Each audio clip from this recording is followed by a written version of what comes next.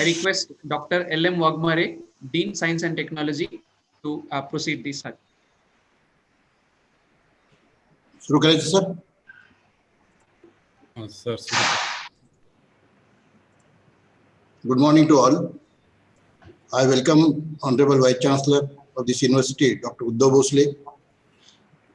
I welcome Honorable Pro Vice Chancellor of this university, Dr. Jogendra Singh Bisen sir. Speaker of the first session, Dr. S.S. Manta, Chancellor of the KLH University, Hyderabad, former Chairman, AICT New Delhi, and also all participants joined through the virtual platform for this national workshop on National Education Policy 2020 Implementation Plans, organized by Swami Ram Marathwada University, Nanded. I kindly request Honorable Vice Chancellor of this university, Dr. Uddhav Bhosle sir, to give a brief note on the theme of this university, on this workshop, please. Very good morning to one and all present in this August gathering today. Dignitaries on this virtual dais, Honorable Chancellor of this university, resource person, Professor S.S. Manta, Professor Ram Swami, Professor Bisen, Professor Wagmare, Professor Jadhav, Professor Vasant Bhosle, Professor Vaijanta Patil, member of Management Council of this university, member of Academic Council, member of the Senate, principals of affiliated colleges, teaching staff of this university and affiliated colleges, other stakeholders, ladies and gentlemen. It is my indeed privilege and great honor to welcome Honorable Chancellor Sir and the resource persons, Professor S.S. Manta, Professor Ram Swami, my colleagues at the university, participants.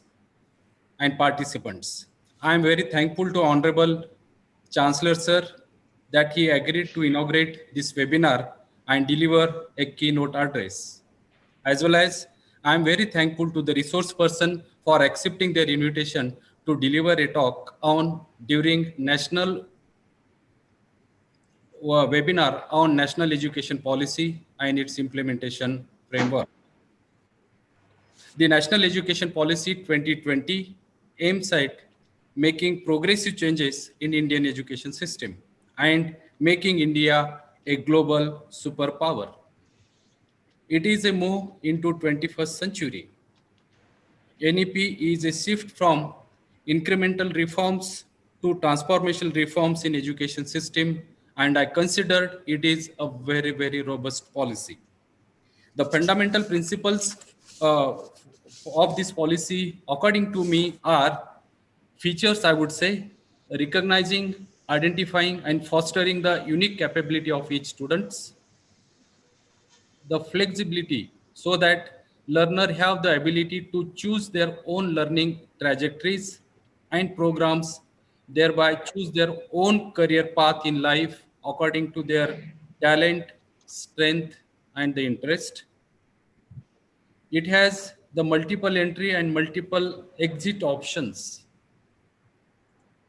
No hard separation between art, commerce, and science, between curricular and extracurricular activities, between vocational and academic stream.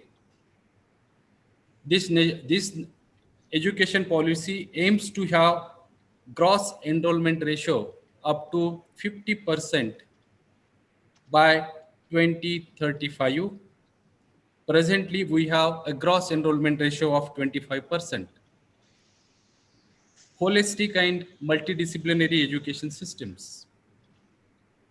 This policy has UG program of 3 or 4 years duration.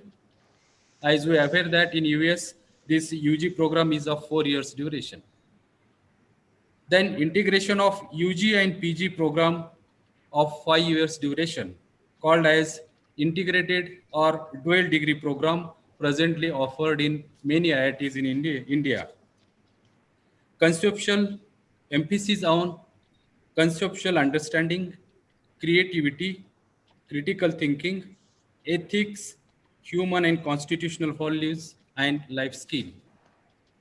This policy gives more emphasis on extensive use of technology in academics, administration, research, and extension activity. It offers respect for diversity, local context, equality, and inclusion. At the same time, it offers synergy in curriculum across all levels of education. It offers a light but tight regulatory framework to ensure integrity, transparency, and efficiency. This policy also have mentioned about internationalization of an education system where foreign university can set up their campuses in India and Indian university can set up their campuses in foreign countries. Vocational education has been considered as a regular part of a regular education system. Multidisciplinary education along with the liberal arts are some of the features of this national education policy. University are the leaders of quality education and the progress. Each of us have a tremendous responsibility and capacity to ensure that the national education policy be implemented effectively. For effective implementation of this policy, Government of India has established National Research Foundation, Educational Leadership Program, Teachers Training Program, and Lifelong Learning Policy. According to me, we must have some framework to deal with multiple entry and multiple exit in a program related to academic, administrative, and financial aspect. We need to have a framework around credit policy. We must have a national credit framework to deal with the credits. Then the financial model for higher education, academic industry partnership, and reorganization of present structure of higher educational institution. Language of instruction, availability of course material in local languages, requirement of teachers, all these are the points where we need to have some policies for effective implementation of this national education policy.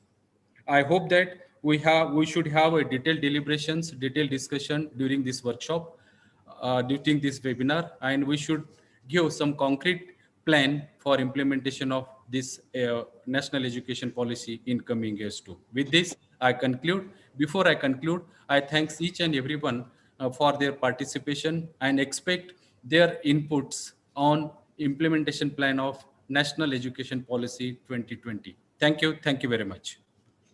Thank you, sir, for your brief but comprehensive note on the theme of this workshop.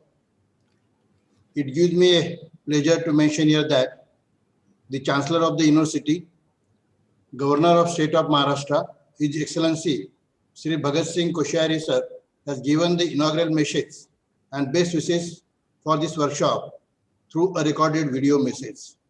I request Dr. Reddy to share this message with all the members joined to this workshop. Dr. Reddy sir. Swami Ramanand Teerth Marathwada university Nanded के द्वारा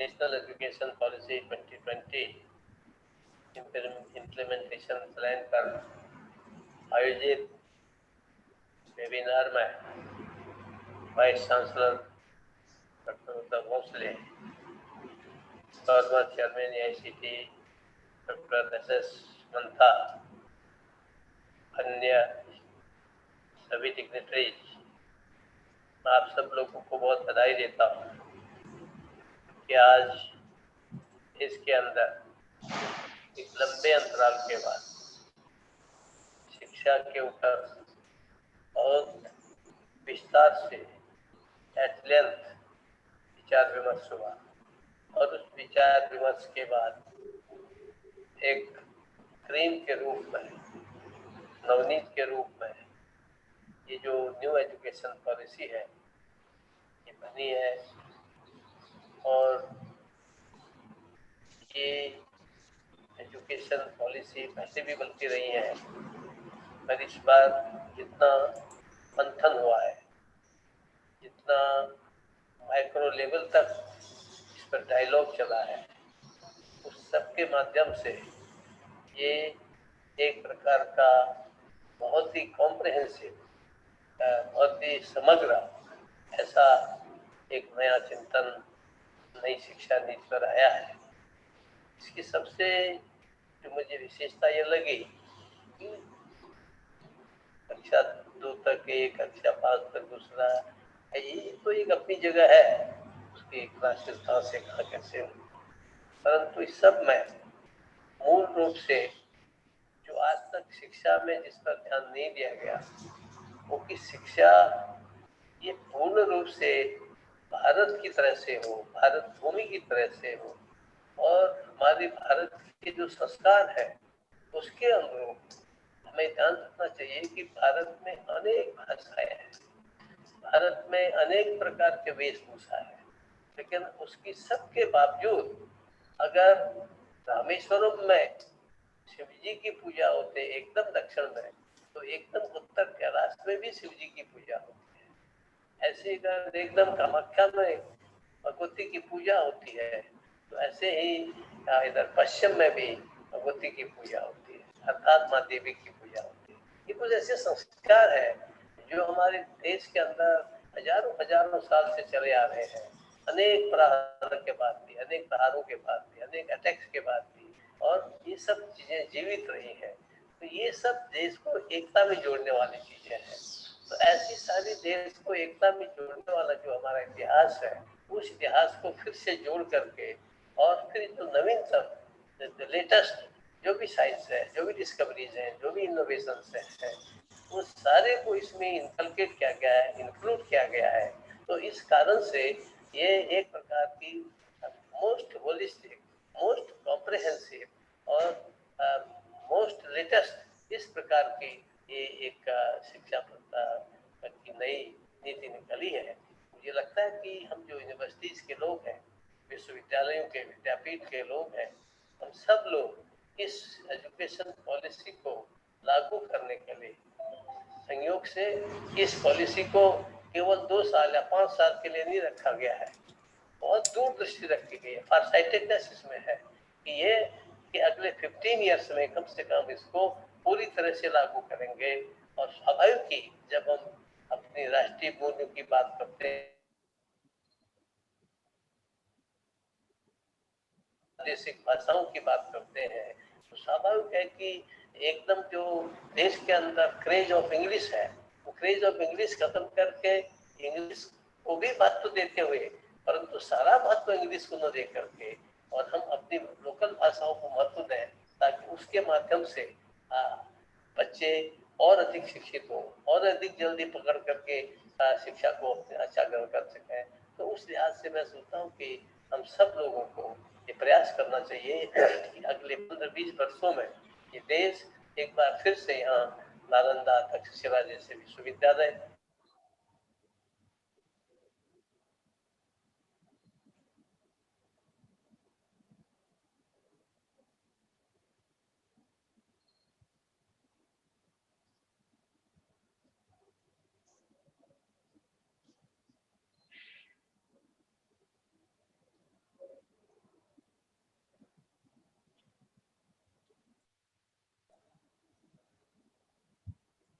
doctor Reddy. Yes, sir. अरे आधा हो गया ना, वो क्या हो? It is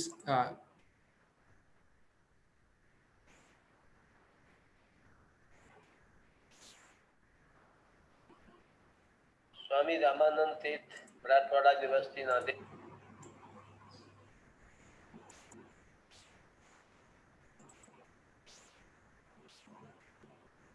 साल या 5 साल के लिए नहीं रखा गया है, बहुत दूरदृष्टि रखी गई है, फारसाइटेडनेस इसमें है कि ये कि अगले 15 ईयर्स में कम से कम इसको पूरी तरह से लागू करेंगे।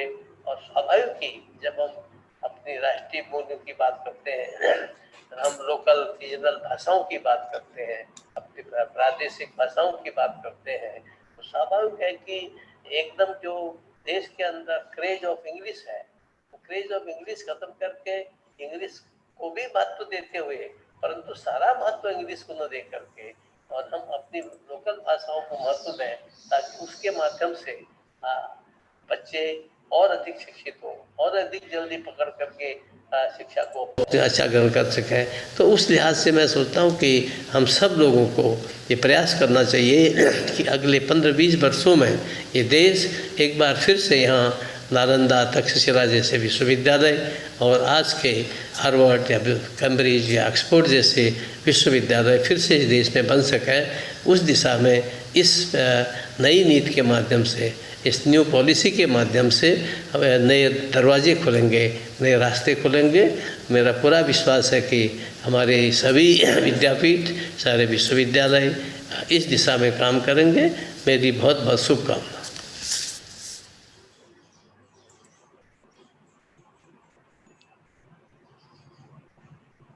Wagmare sir, over to you. I express my sincere thanks to the Chancellor of this university, Governor of State of Maharashtra, His Excellency Sri Bhagat Singh Koshiyari sir, for his time and guidance on the eve of workshop. I also express my sincere thanks to the staff of the Governor's office for extending support. I express my sincere thanks to the experts of both the session, Dr. S.S. Mantha and Dr. Ram Ram Swami. I express my sincere thanks to Honorable Vice Chancellor sir, Honorable Pro Vice Chancellor sir, Registrar sir of this university for their time, support, encouragement to organize this workshop. I express my sincere thanks to all the participants, those who have joined through this virtual platform to this workshop and inaugural function of this workshop. I also express my sincere thanks to Professor Dr. Surendra Kumar Reddy for coordinating these activities. I request Dr. Reddy to take forward the first session of this workshop. Thank you, Reddy sir. Yes, thank you, sir. Now we are officially starting the expert talks.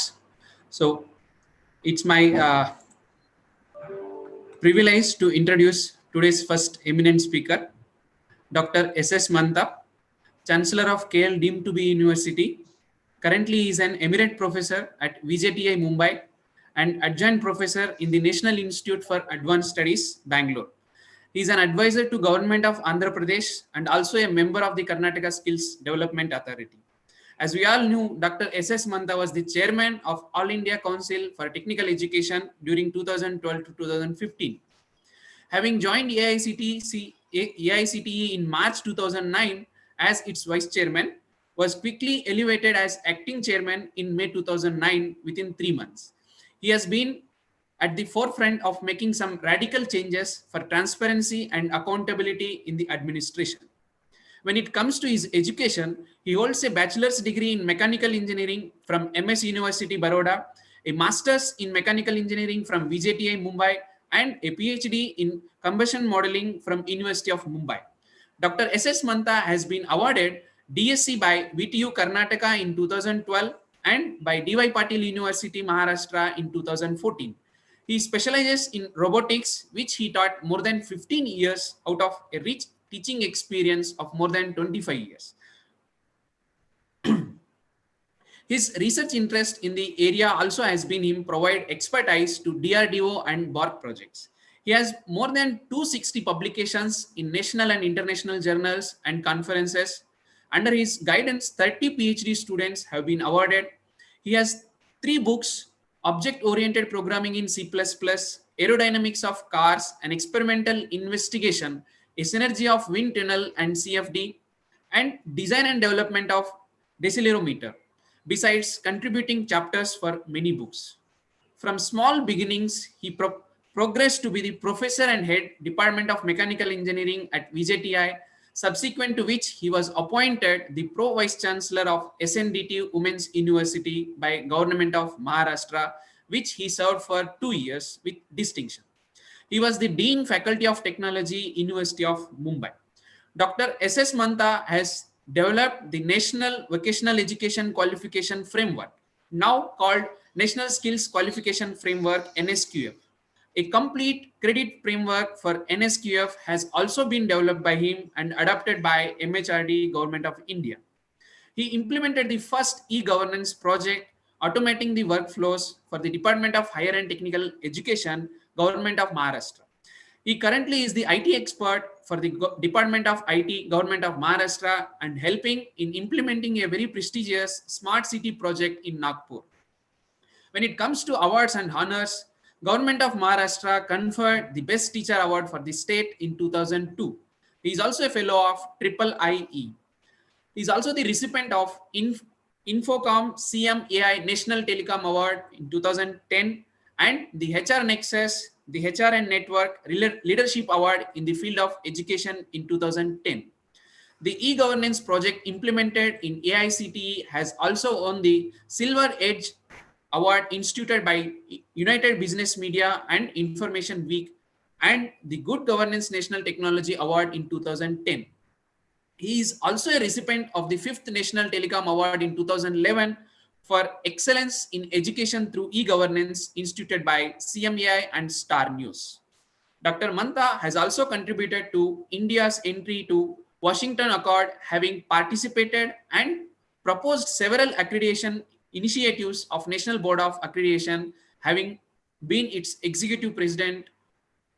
He is the chairman of various committees and he published many articles in BW Education, Lokmat Times, Financial Express, Economic Times, Government, and many. With this small brief introduction, I request Honorable Dr. Mantha sir to address the participants. Please, sir. Thank you for the introduction. First of all, Honorable Governor Shri Bhagat Singh Koshyari ji of the state of Maharashtra and Chancellor of the university, Professor Uddhav Bhosle, my friend and colleague for many years, the Vice Chancellor of the university, Shri Joginder Singh, the Pro Vice Chancellor, Professor Wagmare, and all the other invitees and colleagues of mine at various times of the university. First of all, a very good morning to all of you. Implemented, and they are reformist in their basic value. So therefore, we expect these reforms that have been highlighted in the policy to be implemented and derive the benefits of the policy and the interventions they have suggested. What I'll try and do through my presentation is take you through to some of the interventions that are highlighted in the policy and how probably we can implement them, their interaction with the environment that we have, and therefore the challenges that accrue because of the implementation and because of the ecosystem that we have today. So obviously there will be certain challenges vis-a-vis the kind of lifestyles we have today and the kind of, be it education, be it employment or whatever. So I will take you through some of those aspects and try and see how best we can implement the policy and the challenges that the policy poses in terms of implementation at certain points of time, and also the opportunities that it provides for us to make our education better and the opportunities that eventually it provides for us in terms of meaningful employments, meaningful skill acquisitions, and so on. So I'll share my screen and let one of you tell me if it is visible and Yes, so on. I will.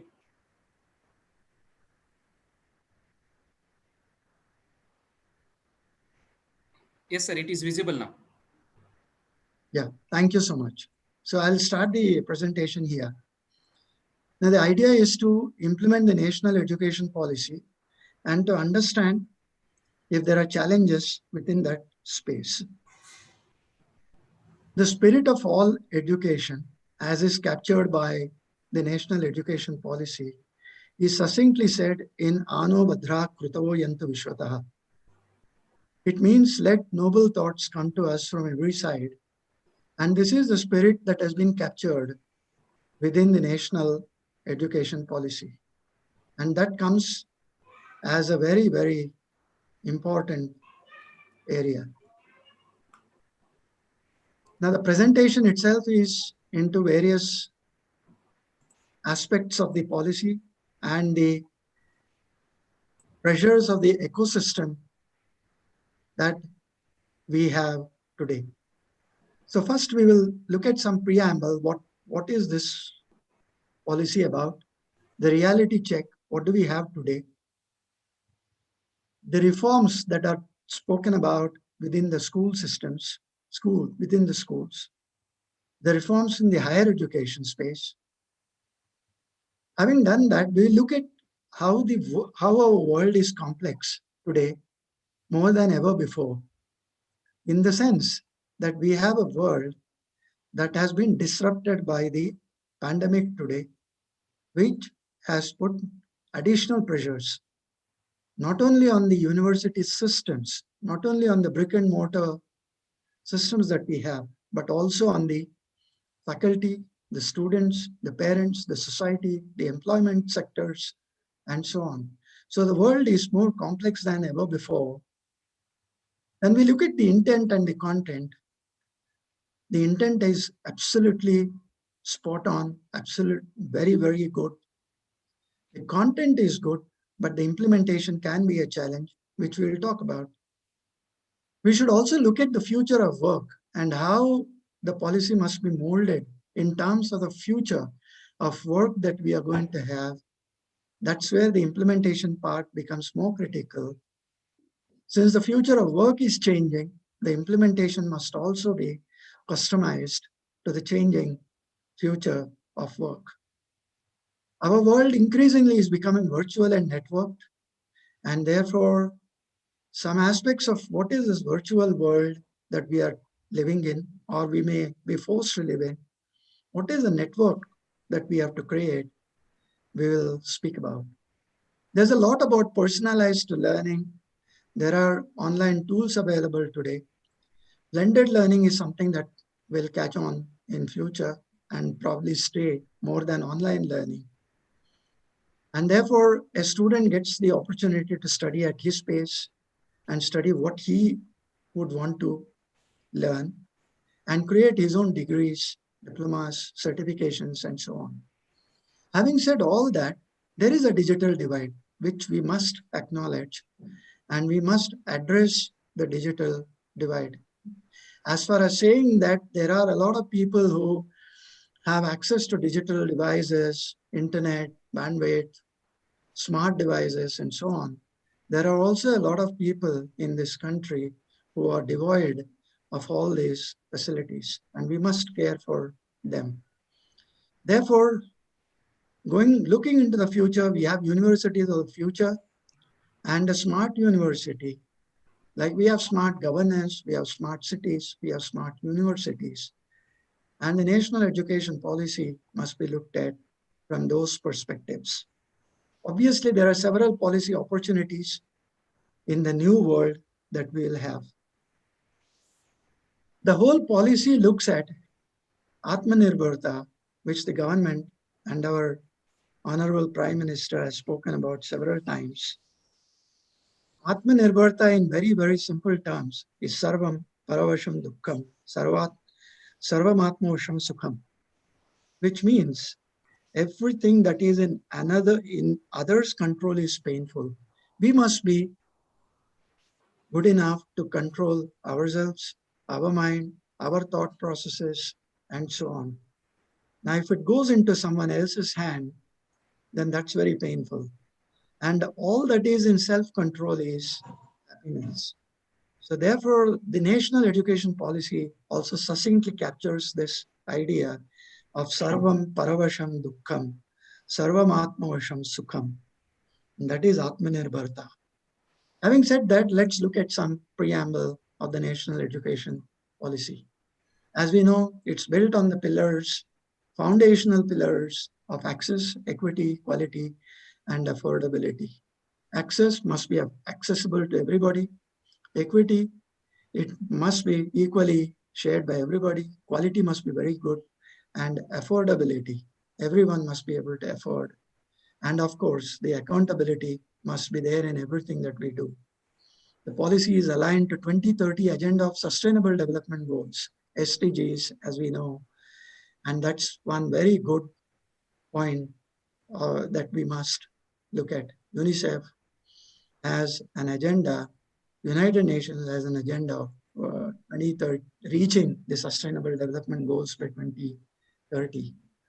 And global, UNICEF has an agenda of education in that space. So the development, and it aims to transform India into a vibrant knowledge society and global knowledge superpower by making both school and college education holistic, flexible, multidisciplinary, and suited to 21st century needs, and aimed at bringing out the unique capabilities of each student. Now, this is a very profound statement. And if we can do even 50% of this, the outcomes of national education policy would have been realized. A robust higher education system, we have more than 1,000 universities, 45,000 colleges. It has stood test of times, but it never reached everyone. And that's a concern. The GER today is about 25, 26. And what it really means is for every 25 who go to college, there are 75 who are sitting out, not able to go to college. Main reasons being financial, they can't afford, they have to take care of their families, and therefore perforce work outside, earn money, and take care of the family. So these 75 also will need to be looked at, taken care of. We have a very good skill mission, which can certainly do that. And the integration between the higher education, in the integration that is required in the education space and the skill space is something that the NEP speaks about. And that's something that we must adopt. There is a reality check. More than 60% of the population is below 30 years of age. That's the reality that we have today. It can be an advantage. And if you don't use, it can also cause problems. We need an equitable education to serve all these disparities. We can't distinguish between or separate out caste, class, religion, gender, or disabilities, and so on. We must be able to reach everyone in that space. Drop in the functioning of Sarva Shiksha Abhiyan and Rashtriya Madhyamik Shikshan by percentages, respectively in 17-18, is also a cause for concern. One important parameter that defines equity is curriculum. The curriculum must be made in such a manner that it's useful for everybody. NCERT and SCERT must address all concerns past, present, and future.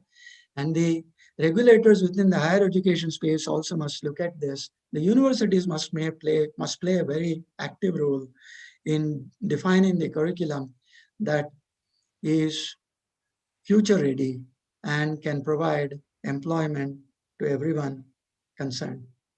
Emphasis on foundational literacy, numeracy, no rigid separation between academic streams. These are all very, very good initiatives. Vocational education starting in class 6 with internships is a great idea because those competency-based skills will be built from an early age. Now, how they all can be done is, of course, a matter of implementation and detailing. The policy envisages 6% GDP for education. It augurs well, and we hope that 6% will be available for the education, because it's been said in the earlier policies as well, but never reached. The policy attempts to set economic directions through the delivery of education for Atmanirbharta, which I have spoken about. And these are all very good portents for and reforms for our education system. Now let's look at briefly some reforms in the schools. The policy talks about setting up new schools. We need them, and establishing and merging of new institutions, which is an idea worth exploring. There are a lot of logistics involved, but if an attempt is made, it can truly be rewarding. The new 3+2+3+4 school curriculum with 12 years of schooling, replacing the existing 10+2+3 to graduation, can certainly shift the burden of school bags and the learning that we are looking at today. Since skills is being talked about from a very early age, these things can be, if they are implemented properly, the logistics is taken care of, it can certainly bring in a great change within the education system. Regularizing the Anganwadi workers may not be easy, but then that's where the challenge must be met head on. Including preschool with government school systems will provide infra and logistic challenges, like I said. Free control suggestion in private schools can also pose certain legal challenges. The focus must shift from what to think to how to think, like our Prime Minister said. And therefore, traditional learning must transform from memory skills to thinking skills. Now, these are all extremely good statements, and a lot of it will depend on the detailing that we make for each one of them in terms of implementation. Experiential learning, which we talk about so much in our schools and colleges, is extremely important. The student must be able to experience what is learning. And flipped classrooms, what you do in the classroom today is shifted outside, and what you do outside of the classroom is shifted back into the classroom. And that must be seamlessly built into the curriculum if we really would like to see the benefits. It's imperative to convert all our primary schools to secondary level and improve their infrastructure. Very seldom the GER at the secondary education is about 64, and at the primary level, it's about 96, 97. Now, from primary to secondary, there is a drop of almost 30 points in terms of GER, and that's because most of the primary schools that allow students entry are not also secondary, or the secondary schools are far removed from the places where people live. Therefore, it will be a good idea to convert all the primary schools to secondary schools. Now, obviously, there is some amount of finances involved, and probably adoption and PPP models would probably work in that space. Now, reforms in higher education. Let's look at some reforms in higher education, and that's the space where we belong, being affiliated to universities and so on. Like I said, the policy talks about 50% GER by 2035. Gross enrollment is a ratio, so it's about 50 by 2035, which is extremely good as a policy. Now, it's also said 3.5 crore seats will be added in the higher education space. Flexibility of subjects will be allowed, multi-point entry, exit. These are all the extremely good initiatives. Academic bank of credits will be established to facilitate transfer of credits so that people can do personalized learning, and they can accumulate credits, they can learn at their pace, they can gather different courses from different universities, accumulate credits from different universities, and so on. So a lot of personalized learning that we talk about is possible only when there is academic bank of credits and multi-point entry, exit, and transfer of credits possible. The National Research Foundation to be established for a strong research culture is very, very welcome. Regulation of higher education, single regulator with 4 separate verticals is a good thing, but the importance of technical education and the other areas of education cannot be given away at the in this need for creating a single higher education regulator. So therefore, National Higher Education Regulatory Council for Regulation, General Education Council for Standard Setting, Higher Education for Funding, and National Accreditation Council for Accreditation. These are all good ideas, but then, like I said, the detailing will be very, very important. The technical education has grown over a period of time, and it has its own dimensions, its own requirements, similar to medical education or law education or whichever other discipline that we talk about. And therefore, combining everything together under one single head may pose its own challenges in terms of preserving the needs of individual disciplines. Affiliation system to be removed in 15 years is a great idea. Again, increased use of technology with equity is required. National Education Technology Forum to be created is again a nice idea. 2020 also talks about gender inclusion fund, special education zones for disadvantaged, and so on. Multilingualism, we'll talk about a little more in detail about many of these aspects as we go along in this presentation. The curriculum and pedagogy is extremely important, and the National Education Policy says it will be transformed by 2022, which is just about 1-2 years from now. And in order to minimize the rote learning, so critical thinking, creativity, scientific tempo, communication, collaboration, multilingualism, problem solving, ethics, social responsibility, digital literacy, each one of them has a certain process involved in terms of realizing the outcomes, and that is where the challenge comes. When we talk about pedagogy, there's a lot that has been said about pedagogies. There is andragogy, there is utagogy, there is cybergogy, and so on, depending on how the education has moved and where the knowledge comes from. But we have somewhere along the way, we have forgotten the Adi Shankaracharya's principles, and probably we need to reinvent pedagogy and the andragogy that we are talking about today. Shravana Vidhi, listening attentively to what the Guru says. Manana Vidhi, where meditating over what Guru teaches implies logical thinking for assimilating the essentials. There is a lot of logical thinking that is stressed upon. Nididhyasa Vidhi, the method of reaching conclusions. When you read a postulation, how do you reach conclusions? Prashnottara Vidhi is a question-answer method, which is actually followed in Upanishads. Tarka Vidhi, the method of reasoning for removing the doubts of the students. You actually get into tarka, you argue with them, logically explain, and things like that.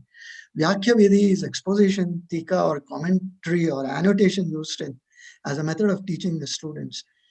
Adhyaropa Apavada Vidhi is a projection method. The student is guided to see the real into the unreal. Drishtanta Vidhi is for helping students understand difficult subject matter through illustrations.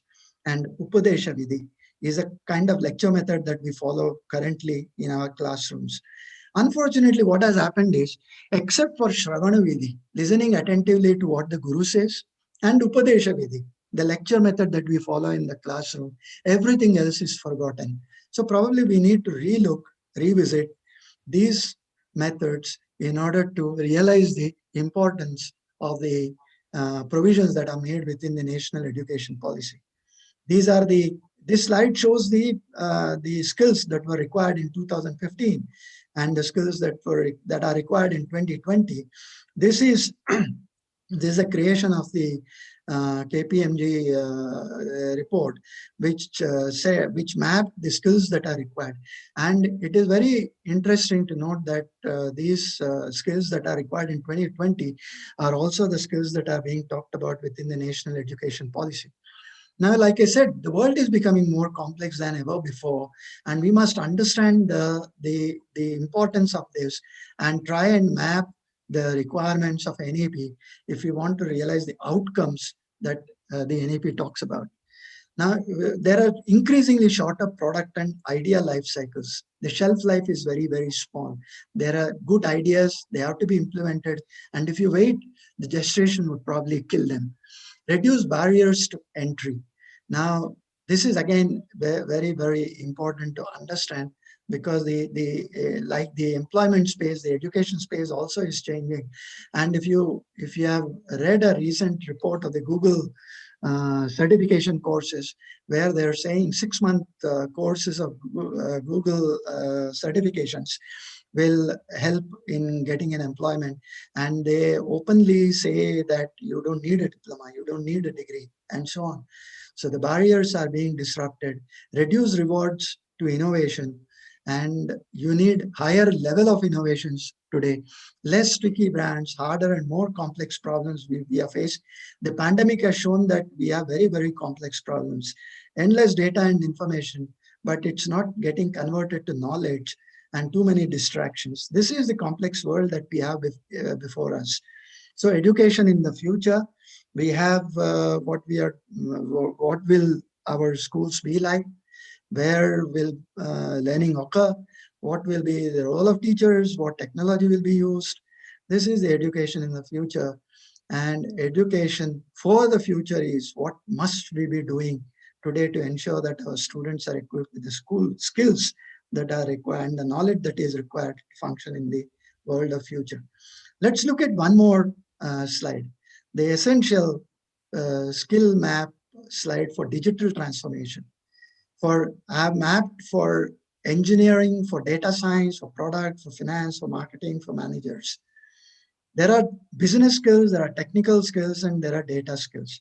Like, for example, if you talk about engineering, you need agile management, leadership, product management, debugging, algorithm, cloud computing, Python, machine learning, big data, and so on. And similarly, so on and so forth for different areas of employment and the skills required within those employment spaces.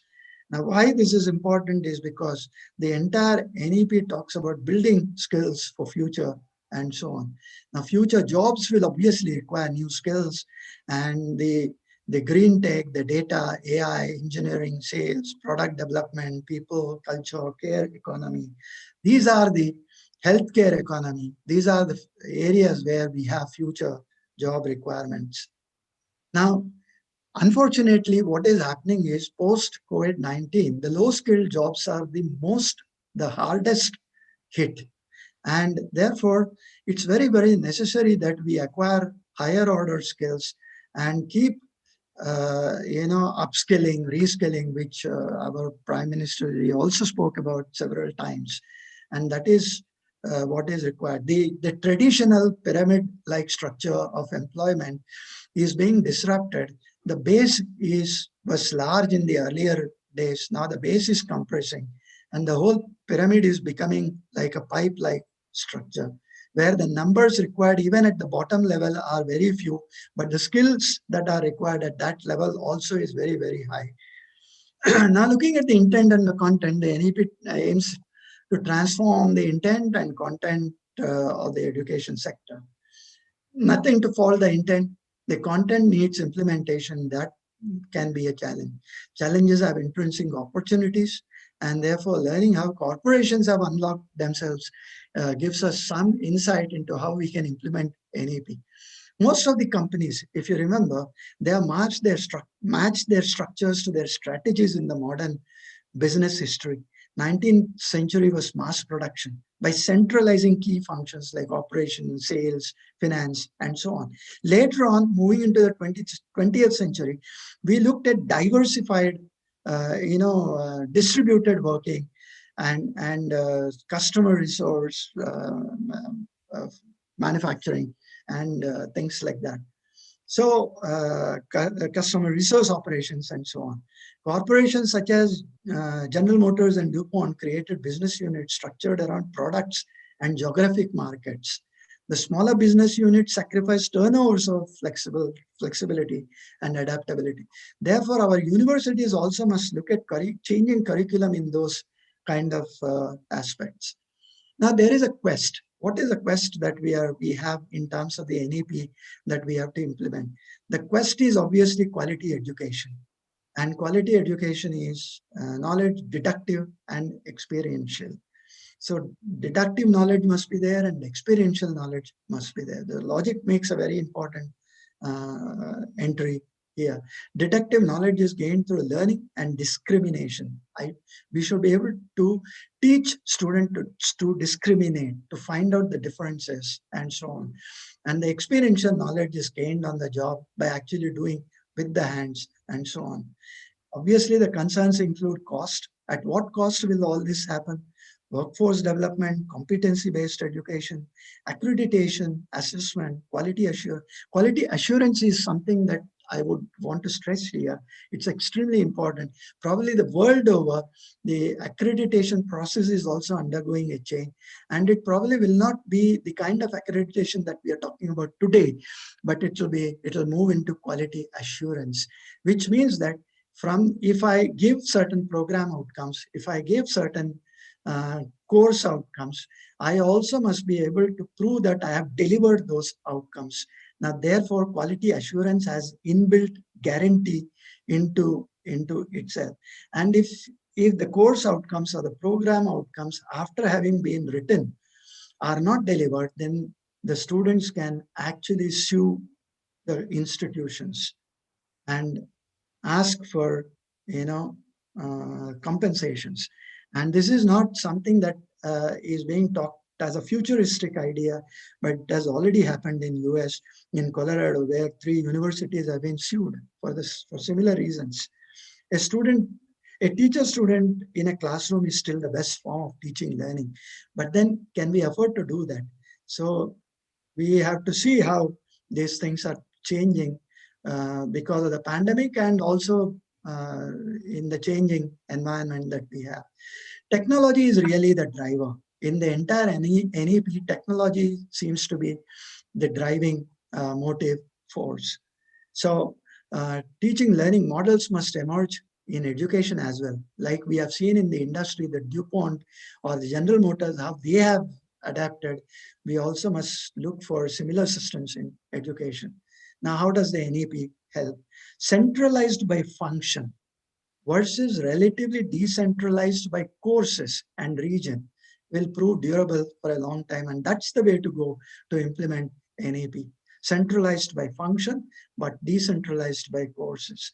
Largely because of the evolution of education is incremental. It doesn't happen in a large fashion at a single time. It takes a lot of time to evolve and so on. A conventional straitjacketed education structure, which was almost dominant for 70 years, has to be disrupted, and the NEP does give pointers to do that. 25, we did get as GER, but it didn't cater to the growing aspirations of a country on the move. It should have been much more in the 70 years that we have had as an independent India. Innovative thinking and execution is needed if 50 GER has to be reached. The time limit given is 15 years. I would say it can be done in 5 years. The problem is how do we reach out to students? And online learning, virtual mode of learning, virtual universities, the concept of virtualization of education, and combined with suitable technology-based models for building skills and so on. These are the things that can bring in 50 GER. Maybe we'll see a little more detail a little later. Business process re-engineering will be required if the NEP objectives have to become real. So every institute, every university must look at how they are currently doing their processes and what is the change that is required, the change management that is required, and so on. The new model must organize around its various processes using technology and so on. Multiple process-focused disciplines will have problems coordinating and aligning activities. And therefore, we must break the silos that are there within the university, within the institutions, and so on. Now, this is the future of work. Let's look at what future of work is, and therefore, what are the demands that it puts back on the implementation of the policy. Connectivity, there are underlying drivers. connectivity, machine capabilities, demographics, and social expectations. When we talk of economic structures, we have modularization, we have globalization, productivity, and value polarization.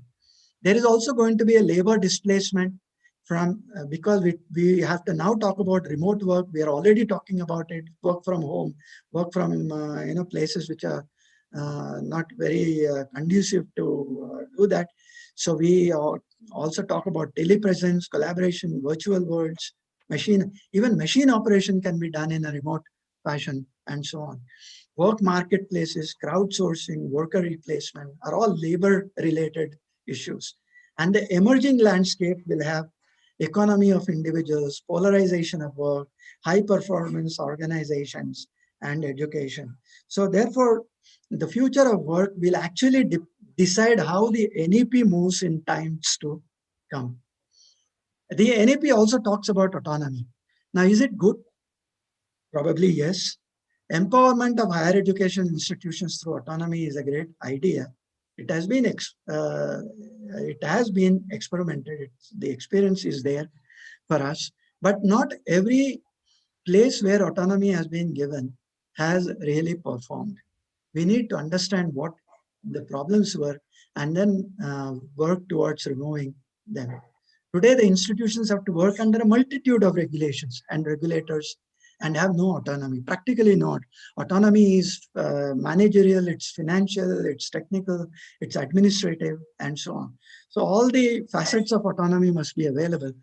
The policy talks about giving away to those multiple regulators and so on. But like I said, needs of technical education and other disciplines must not be sacrificed at this altar.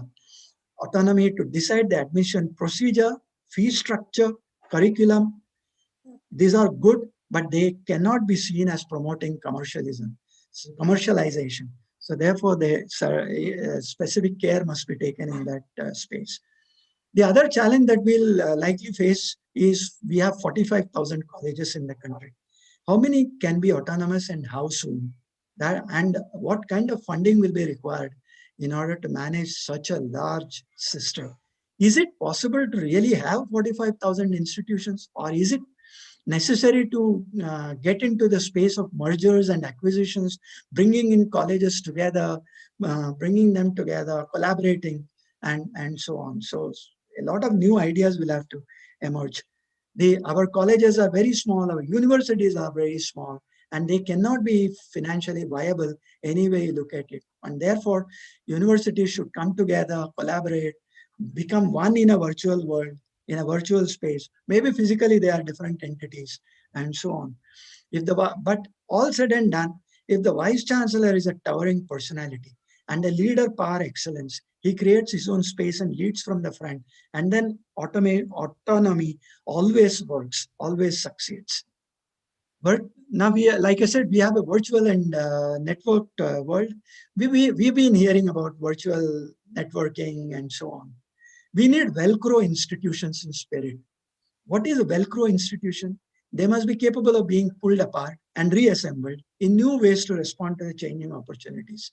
NEP certainly provides new changing opportunities, but how do you realize them? Unless you are willing to change. So therefore, a university must be capable of being pulled apart and reassembled in new ways to respond. Setting up online, blended, and virtual universities would be what is needed to realize 50 GER, and believe me, it can be achieved in 5 years and not 15 years. Massification of national skills quality. The NSQF must be seamlessly built into the higher education system, and therefore the feeder mechanism, the required skills for the industry, all that can be mapped within the school systems. Virtual laboratories and simulations add value, but they cannot replace the real. Not everything can be done virtual. Not everything can be done in a virtual world. So therefore, the real must be there, and there must be a kind of percentage between face-to-face and the online learning that we have. Examination systems must transform from end semester to end year to continuous evaluation. Why do we need these end year examinations year after year, year after year, and end semester examinations? The accreditation agencies lay great stress on continuous evaluation. Why can't we evaluate a student on almost every week basis, and the credits he that accrue to him every single week must be collated for him to get at a certain number of credits, which will decide his grades and things like that. Is it really necessary to get into this year-end examinations year after year? So these are the new ideas that must be really looked at if we want to really make a success of the national education policy. Like I said, the skills and the education must be seamlessly built into each other. So the primary education, the secondary education, the tertiary education, the technical degrees, and the higher education, the job markets, and everything must be seamlessly built into it. The National Skill Qualification Framework does provide you all these opportunities, but then there is something that is left wanting in the implementation part of the skills policy and the implementation of NSQF. Now, looking at the pandemic imposed problems, we have MOOCs. We need a MOOC aggregator, and what I mean by this is the pandemic has moved all of us into the online space. Now, within the online space, what really is happening is we need content. Unless I have good content, the online education becomes very, very unsuccessful. It doesn't meet the values that I propose. So therefore, we need good content, and good content costs money. So therefore, it's not possible for 1,000 universities, for 45,000 institutions to go and buy good content, subscribe to good content and so on. So we need a MOOC aggregator, and probably in the virtual world, universities will all be one, or a group of universities will come together in the virtual world. Physically, they may be different, but they will all subscribe to a certain content, and the innovations will happen within the brick and mortar university institutions. And this subscription on a large scale will bring the cost down from a student's perspective. So the MOOC aggregator will become extremely important. And a virtual university perspective is precisely this. The creation of a MOOC aggregator where you bring in several institutions together. For example, if I say that a good physics course from, let's say, Mumbai University, a good mathematics course from Pune University, and so on, should all come together, and the student must be able to build credits, accumulate credits, transfer his credits, in a virtual world, study, and so on. So the whole concept needs a very careful implementation. Obviously, target audience for a virtual university is everybody. Now, we have a concept, Vasudhaiva Kutumbakam. We all must be knowing that we bring the whole world we can bring together. Today's computer company, for example, can manufacture components in China, assemble them in Mexico, ship them to Europe, and service the purchasers from call centers in India. If this is not Vasudhaiva Kutumbakam, what is it? This dispersal creates demands for new learning models to align internal and outsourced credits within our institutions and those around the world. The NEP gives very important pointers towards this. The credit accumulation, transfer of credits, and things like that. Credit bank concept gives unthinkable opportunities for not only reaching education to the unreached, but even for them to build corporatized degrees. If there is a certain industry which I want to join, if they need certain skills, I will choose the kind of courses that I need, and I'll choose the universities or institutions where I want to study, bring all these things together and create my own degree, my own diploma, and so on. So that the possibilities are tremendous. Now, all this will create personalized learning. I'll just give you two very simple ideas. Imagine a complete personalized learning idea. A physics course from Punjab University, mathematics from TIFR, chemistry from IISc, astronomy course from Aryabhatta Research Institute, and an AI, artificial intelligence from IIT Hyderabad. And you will create a career in astrophysics, all enabled on a virtual medium, on a virtual university. Imagine the kind of possibilities that are given within the NEP. The modern day skills can also be built. Or as another example, imagine improving business skills with a course in agile management from Martin Krupp University, a leadership primer from Texas, or our very own IIM Kozhikode, or improving technical skills with courses in data structures, algorithms from University of California, or whatever, from big data from IITs and so on. All this is possible, and all this features are available within NEP. It's left to us as to how we are going to use and implement them. The implementation strategy is obviously to provide a virtual university environment where all universities in India become collaborators, creating their own or sourcing content from the third-party providers. Obviously, there are industry also puts in a lot of challenges on the system. The industry 4.0, which we all talk about at various points of time, it gets into its area everything under the sun. Be it simulation, be it vertical integration, industrial internet of things, everything comes into industry 4.0. And therefore, the curriculum must be absolutely dynamic in terms of looking at the challenges. Now, like I said, the industry 4.0, it also impacts aspects of value chain, every aspect of value chain. You can look at this slide and understand how it impacts everything. Unless the universities are game enough in getting into these areas, we'll only be creating people who are at best clerks. We do not want to do that. NEP gives us an opportunity. We must grab that. There is a labor 4.0 which is required between Internet of Things and between product innovation, process innovation, between innovation and IoT. We need labor 4.0, and our universities must do that. And for that, we need skills. For that, we need competencies. For that, we need value-added skills, and all that the elements that can provide all this is there within the NEP. So collaboration, communication, creativity, and critical thinking, extremely important in terms. Personalized curriculum I spoke about. Effective teaching and learning occurs when students and teachers can interact within themselves and react to situations that are created where innovation thrives. Obviously, a lot of these things will happen on the cloud, and there are several advantages of cloud computing. Like I spoke about Google's career certificates, these are a pathway to jobs, job ready for in-demand, high-paying roles, and so on.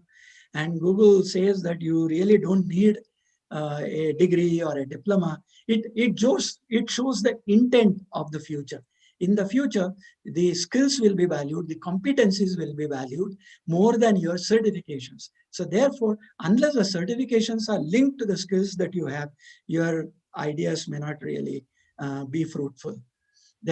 All said and done, we also must look at the other side of the divide. Like I said, 330 million students in schools and another 32 million in colleges. They are affected by COVID-19. The government has recommended shifting to online teaching. But there is a digital divide. Not everyone has internet, not everyone has smartphones, not everyone has mobiles, and so on. So therefore, we must address the divide. So the content must be interactive, intuitive, and interesting. Availability of devices and bandwidth in certain areas is far from satisfactory. So we must take the services of BSNL, NIC, and other agencies. Sanitized mobile PC vans. Mobile vans with PCs and smart devices and access points, they can actually go into the villages. They can go to remote locations that lack connectivity. You provide, data points and provide PCs and smartphones within that sanitized mobile vans. Run them into the villages. Bring the students onto the system, and you have tremendous opportunities. And if a maximum throughput is required, one can always look at technology, hardcore technology. Channels 1, 6, and 11 can be used, where ISM band are the best in the 2.4 gigahertz ISM band are the best choices.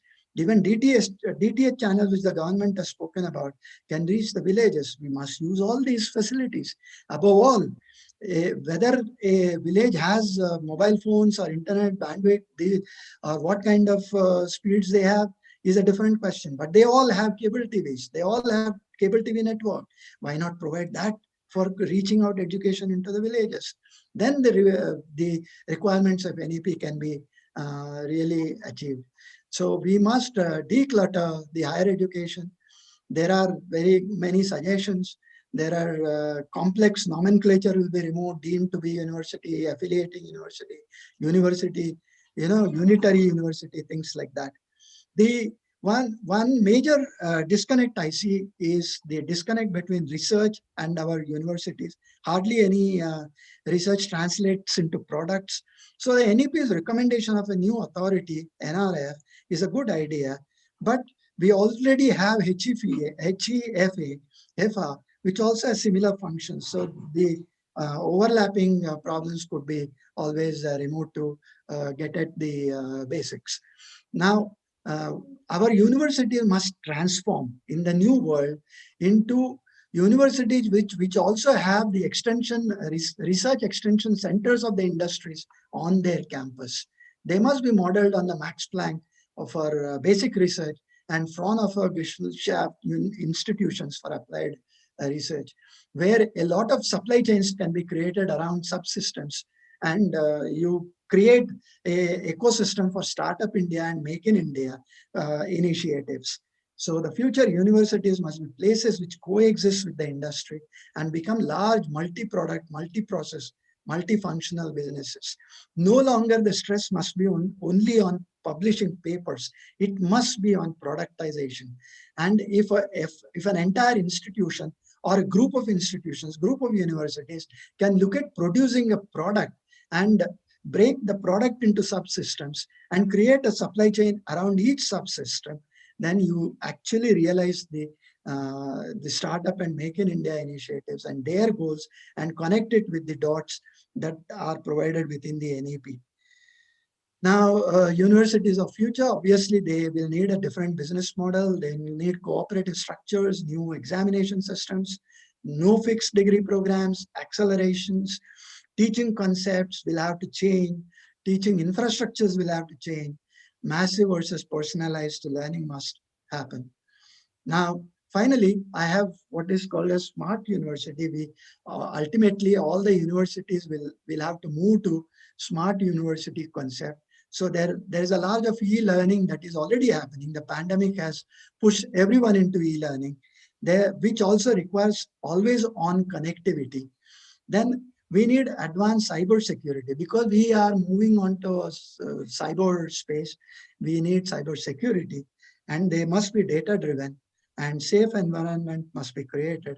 And whatever we do, academic credibility must be built into our programs. Now, which means IoT will become very important, connectivity becomes important, cloud becomes important, image processing, face recognition becomes very important, artificial intelligence and machine learning and biometrics becomes very, very important. The role is financial security and education. Obviously, when it is financial, we talk about revenue and cost. When it is security, we talk about physical security and we need a cyber security. When it is education, we talk about delivery and we talk about assessments. Now, all this will have to be redefined and re-looked at in terms of the implementation of NEP. So there is a physical system and there is a cyberspace, and these are some of the details that in a smart concept, in a smart university concept. So input is a network system, users, devices, analytics, these are all inputs. They act upon data and they give you the output, which is reactive, proactive, and predictive. We are 90% of people in this world are reactive. Let somebody do something, then I'll react, then I'll criticize. This is the mode that we have currently. We must become proactive, which means even before somebody talks about something, we must start doing it. And predictive, we must move into a predictive world where we must be able to predict what is going to happen. If at all, if only if somebody had predicted COVID, then probably things would have been very, very different. So we must move into that predictive world. In fact, the future universities will be AI-enabled. Student becomes the center. Everything is student-centric. Everything else revolves around that. So the policy gives us several opportunities, like I said. We must forge alliances. We must look at internationalization. There are hardly foreign students on our campuses. There is hardly any foreign faculty on our campuses. Faculty from good universities must come onto the campus. The NEP certainly provides an opportunity for universities to come into this country, and it can actually be used to better the quality of education in the country. Now, only change is permanent, everything else. So therefore, NEP seeks change, and we must look at how to provide that change. Now, there are obviously, if we don't change, what will happen is something that is already there. Moocs technology will force MBA degrees to change. Is Financial Times way back in 2013. Google executives explain why the MBA approach to building things is stupid. Now they are talking about innovation. They're talking about discrete, dividing. They're basically talking about the fauna of a model and building experiential skills, productization into our education systems. Finally, Alvin Toffler talked about the 21st century, the future of education. It must be open 24 hours a day. Our universities close at 5 o'clock. They open at 10 o'clock. Now this cannot work anymore. Open 24 hours a day, maybe virtual, maybe whatever. Customized educational experience, whatever the student wants must be available. People should come at different times, go out different times. They can, learn at their pace. Students begin their formalized schooling at different ages. Why should a student come only at certain age? Curriculum is integrated across disciplines. The barriers which the NEP also talks about breaking between disciplines is already there. Non-teachers work with teachers. Teachers alternate working in schools, local businesses have offices in schools, and so on. The new world is, of course, changing, and all stakeholders will need to retrofit their expectations. Teachers will need to become guides to course monitors, and which may not be easy, from teacher to guide to course monitor. And if it does not work, if the education supply chain is not in sync with the market requirements. So winners in the future world will be those who manage product portfolios, those who adapt curriculums, those who invest in partnerships, and those who collaborate. So these are the references that I've used in my presentation. And obviously, NEP was decoded in the presentation. How must the university education change? Atmanirbharta, competency-based skills, new age skills, blended learning, virtual university, future, and smart universities. So we must look at finally, I just have one screen here. Etadapi gamishyati is what the pandemic, we are all worried about the effects of the pandemic. Is there salvation? Like everything must pass. Etadapi gamishyati, even this will pass. So you can reach me here, and I end my presentation here, and therefore we will end the presentation here. Over to you, back to the university. Very much, sir. Thank you.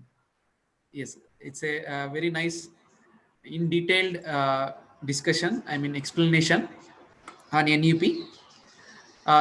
Many people are watching from YouTube as well as Zoom, and they have posted some questions and suggestions. So, shall I put questions in front of you, sir? Certainly. Yeah. Yes. So, first question, respected sir, how will this academic credit bank work? How will the credit used in future? See, what happens is we know that a credit is originally, it comes from Carnegie Mellon credit, how they define the credit. Usually it is 1 hour of classroom teaching equal to 1 credit, and you have 2 hours of practical working equal to 1 credit. And then in a different sense, 15 hours becomes 1 credit. So if there is a 4 credit course, you teach in the semester 60 hours, 15 hours, which means 4 credits. Or if you have a 3 credit course, you teach for 45 hours. If the entire 45 hours is it can be divided into some classroom teaching and things like that. Now, the idea is a certain example I had given, physics coming from some university, mathematics coming from some university, and so on. So I am learning physics from some institution, mathematics from some institution, if I have the facility, if I have such facility. And or maybe I learn 2-3 courses from a certain institution, 2-3 from some other institution, and so on. So what I do is I get credits if I complete the academics part of it and the assessment part of it. So let's say I complete 2 courses of 4 credits each, and I get 8 credits. In order to get a diploma, let's assume I need 30 credits. And now what I do is maybe I go out, start working somewhere, and then come back again when I have the sufficient money and so on. And then again I do 2 more courses, acquire 8 more credits, and things like that. So what is happening is the first 8 credits is being written against my name as a bank, as an account. So whenever I complete all the credits that are required, I get the requisite certification or whatever. So it allows for, it means credit transfer must be accepted. Like if I do a course and acquire 8 credits in University of Pune, it must be valid in another university where I wish to go. So they also must be able to accept that. So those kind of systems must be established. So in such a case, the academic bank, credit bank will work, the credit transfer will work, and multi-point entry exit is a added feature on this, which means that I should be able to get into the system when I want and get out of the system when I want. And when I get out, my credits must be adequately protected. And when I come back in, those credits must be back available to me. So this is the concept. And obviously there is a lot of detailing that has to be done between institutions, between universities, and so on. Some time back, there were also meta universities which were started on some similar concept, but it's a good idea, worth exploring, worth implementing. So next question. In past years, almost governments were failed to follow student-teacher ratio. Immediately, how it can be expected with the ushering of this policy? No, the policy doesn't talk about student-teacher ratios and things like that. It only gives pointers to how implement a new way of looking at, implementing the reforms. They talk about several reforms which we have seen in the presentation.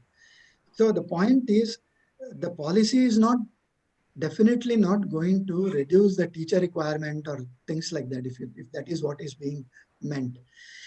But having said that, what it does is it seeks a teacher's reskilling, a teacher's upskilling, a teacher's ability to do different things. Cognitive flexibility must be there. We see cognitive flexibility in students, but it is as applicable to teachers as well. So therefore, doing different things differently in order to optimize, that is what is required in terms of the implementation of the policy. But nowhere in the policy it talks about reducing ratios or things like that. Okay. So next question. We have to adopt change management in new scenario. Yes. Maybe suggestion.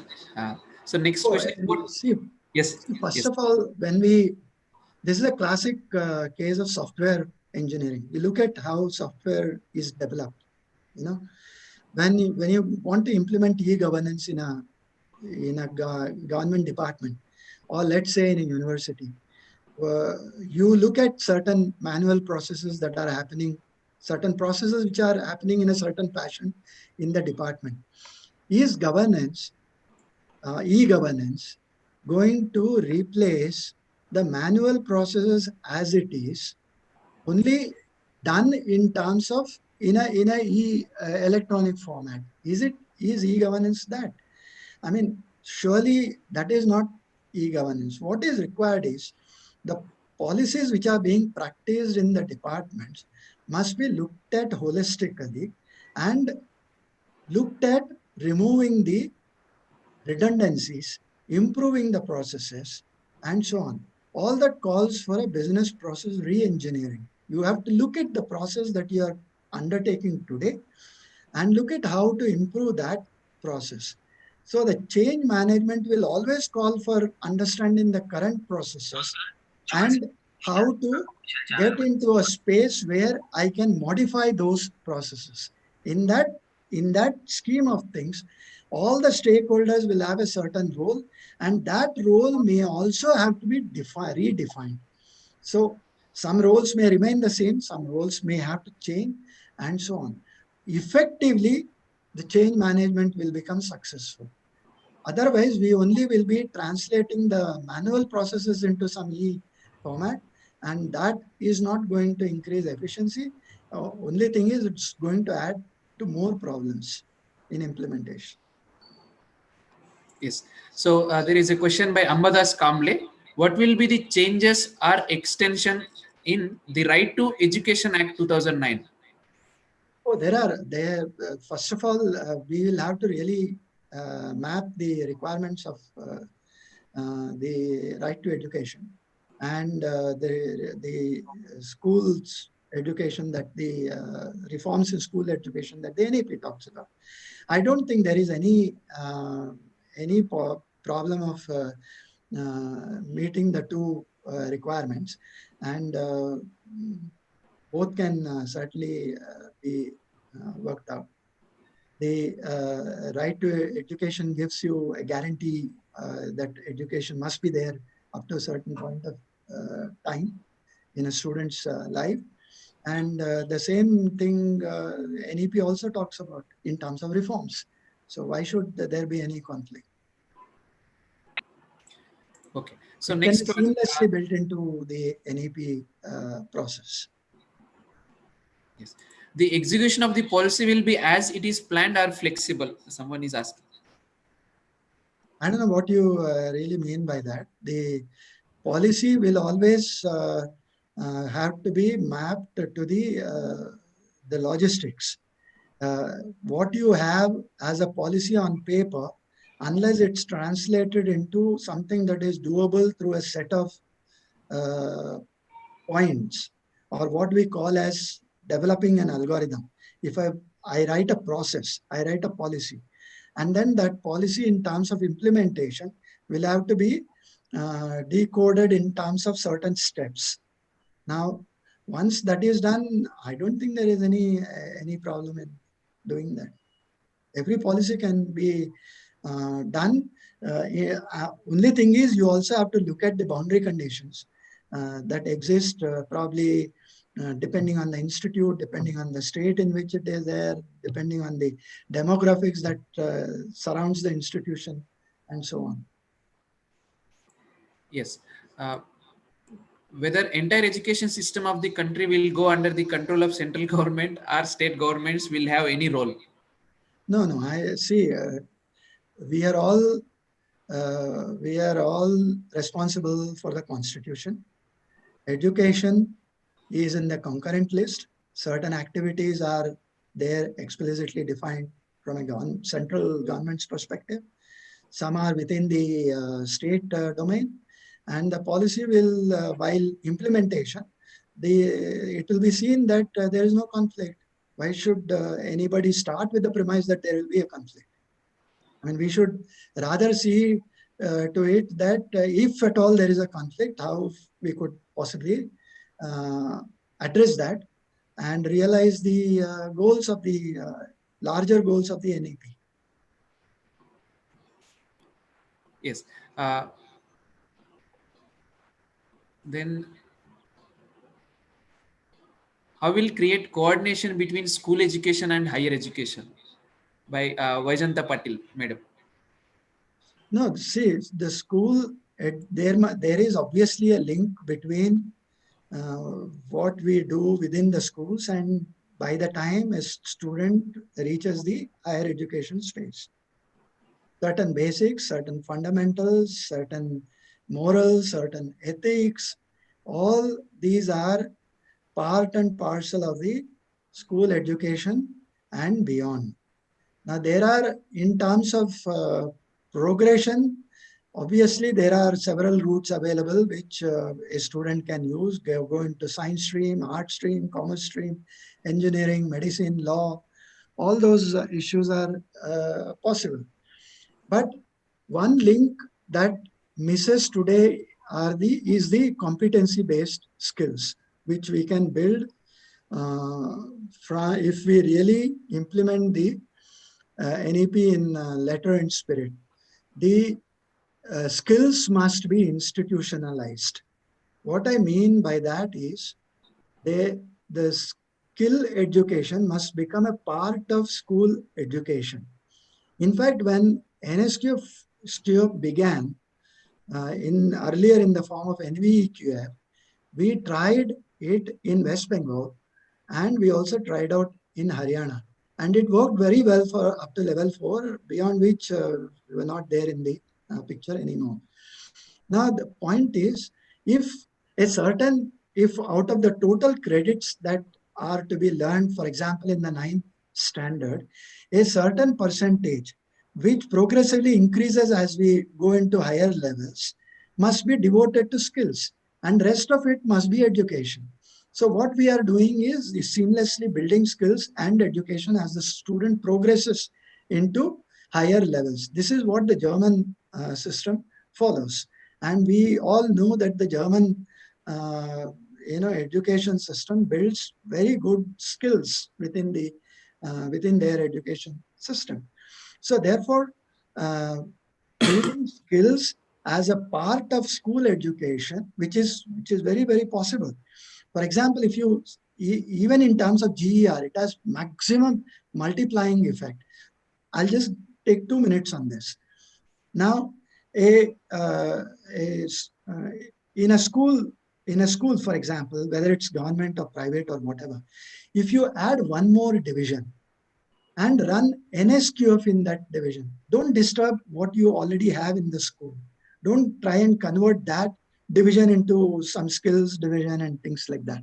You just add one more division, which will run on NSQF system. The earlier divisions will run on whatever system they have been used to.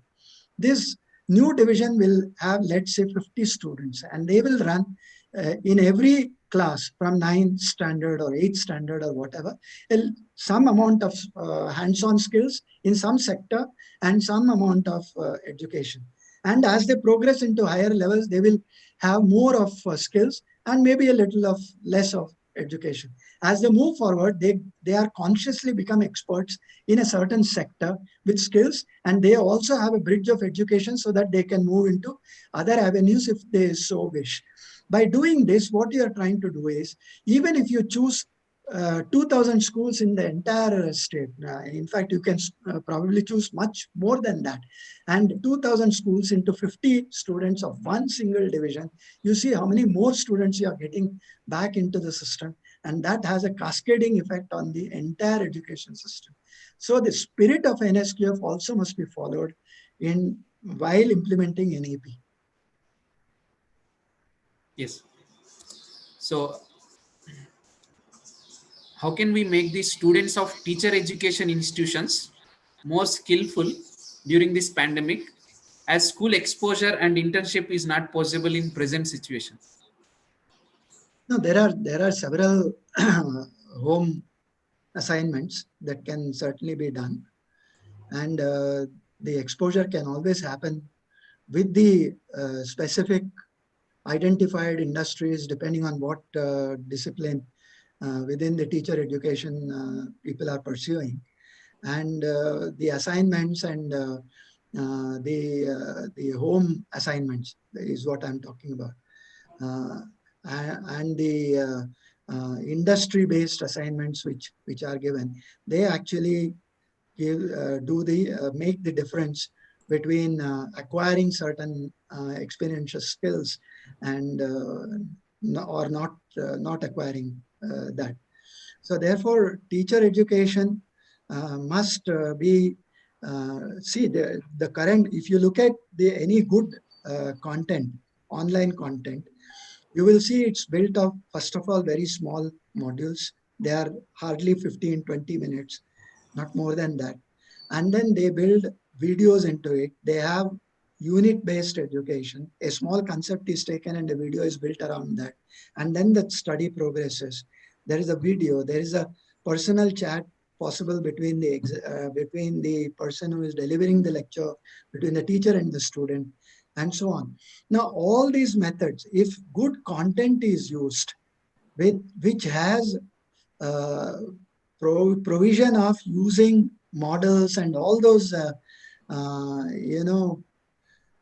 methods that I have enumerated, which we were using in the earlier days from maybe Shankaracharya's times, which I have enumerated in my presentation. If all those are used, the teacher education will be so much better in times to come.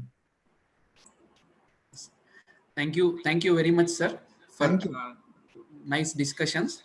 On behalf of university and organizing committee, I once again thank you very much, sir, for your valuable time spending with us. Thank you. It's my pleasure. Yes, sir. So now we are going to the next session. Professor Ram Ram Swami is with us. We welcome you, sir.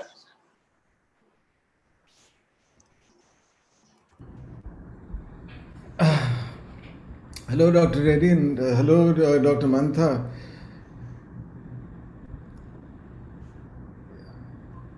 Yes, Yeah, sir. hello, sir. How are you? Hello, sir. I'm very well. It's a long time since I've Long seen time. you, and it's sort of virtual space. Huh? Yeah. All right. Huh. So, Dr. Reddy, Dr. Reddy, just Yes, sir. introduce, sir. Yes, sir. I'm ready whenever you are. Yes. So it my once again great pleasure to introduce second eminent speaker, Professor Ram Ram Swami, currently visiting professor at IIT Delhi. He retired Jawaharlal Nehru University in 2018. He served from there from 1986 onwards. He was the former vice chancellor of University of Hyderabad, known as Hyderabad Central University, during 2011 to 2015. I'm happy to say that he started a very useful and needy initiative called Discussion Forum for Online Teaching, DFOT in short, to assist teachers and also learn from teachers during this COVID-19. Thank you very much, sir. Coming to his education, he did his MSc from Indian Institute of Technology, Kanpur, PhD from Princeton University, USA, and postdoc from California Institute of Technology, Pasadena. He was a visiting fellow at Tata Institute of Fundamental Research, Mumbai, from 1981 to 83. Professor Ramswamy research interests have over the years been in aspect of chemical dynamics, classical and quantum chaos, chemical quantization, disorder systems and statistical physics, molecular dynamics and cluster physics, computational biology and genomics. He has more than 200 publications to his credit in most reputed journals and conferencing. Under his guidance, more than 35 PhD students have been awarded from TIFR, JNU, University of Hyderabad, and IIT Delhi. He is an elected fellow of TWAS, the World Academy of Sciences, also the Indian National Academy Science Academy, New Delhi, and the Indian Academy of Sciences, Bangalore. He served as president of the Indian Academy of Sciences from 2016 to 2018. With this small and brief introduction, I once again welcome you, sir, for this National Education Policy 2020 Implementation Plan workshop. Thank you very much, Dr. Reddy, and I should also thank your Vice Chancellor, Professor Bhosle, for the invitation to speak today. I've been listening on and off to the talks this morning, and and especially after Dr. Mantha's talk, I honestly don't have anything very new to say. Whatever I say has been said in different ways by Dr. Mantha, and I'm sort of deeply appreciative of that. And I'm less appreciative of you, Dr. Reddy, for having invited me to speak on this forum when I have nothing very novel. Anyway, since I did accept the invitation and I'm very glad to be here, I think that the new education policy requires a lot of serious thought and consideration because there are good and not so good things in any policy, and the national education policy of 2020 is no different. Um, I have a presentation, and let me start by sharing my screen so that. Okay, all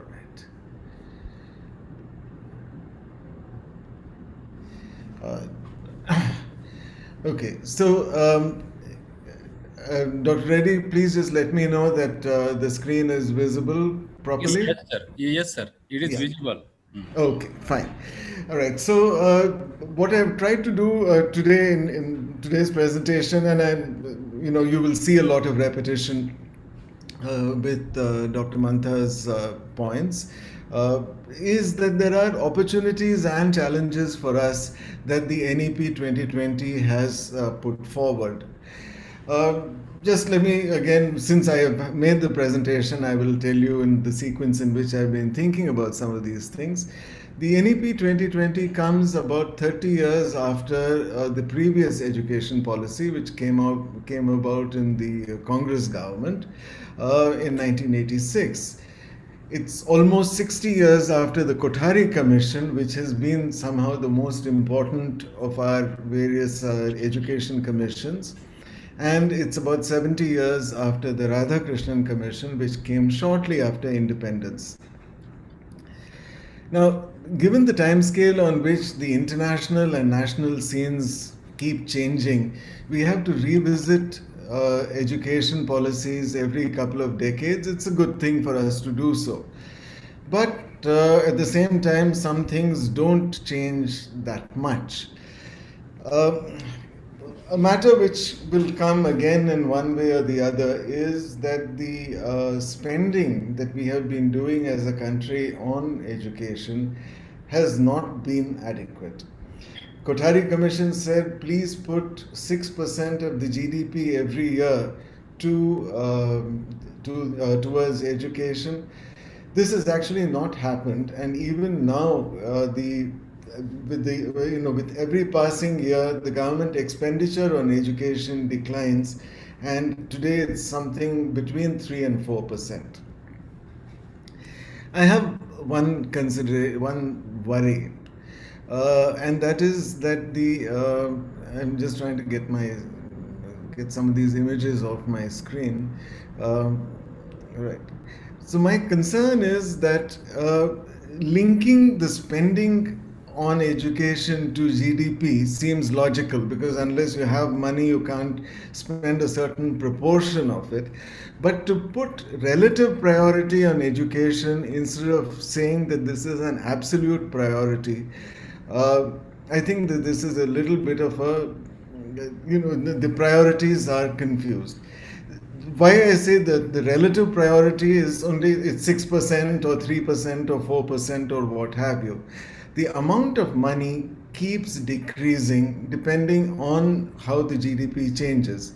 And we all know from the figures that have been released this year, in the last few months, that our GDP is likely to go down by a significant amount in the coming year, which means that the amount that will go towards education is going to come down significantly. I think that we have to realize that as a developing country, we need to put an absolute priority on education rather than to leave it as a relative priority. All right. Sorry. The NEP has been largely, or let us say it has been guided very, very strongly by the UNDP Sustainable Development Goals, and many of them, But one of the ones that they frequently cite in the document is the Sustainable Development Goal number 4. And this goal basically says that achieving inclusive and quality education for all reaffirms. And just one moment, please, because my screen is cluttered with.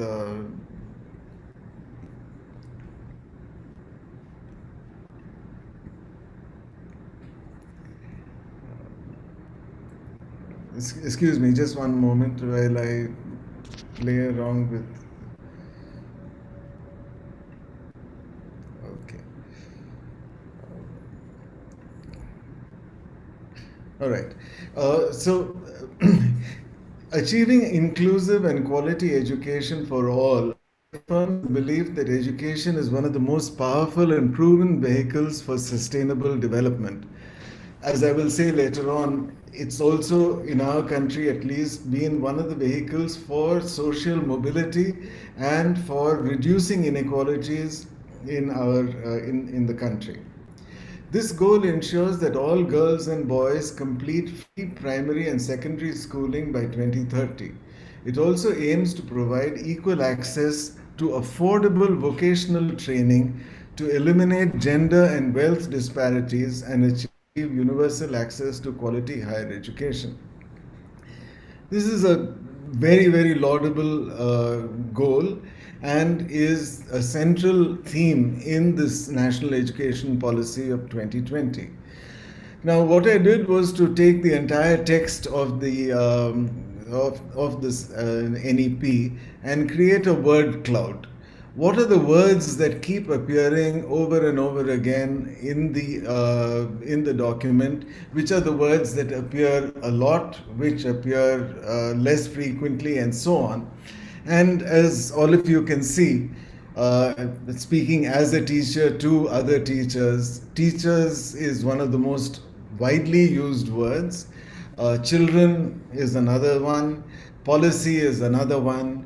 And you can see all the important words are there: HEI or higher education institutes, public, science, time, arts, data, focus, schooling. Social relevance. Socially relevant is extremely important. Early ODL or open distance learning. This is another very important part of it.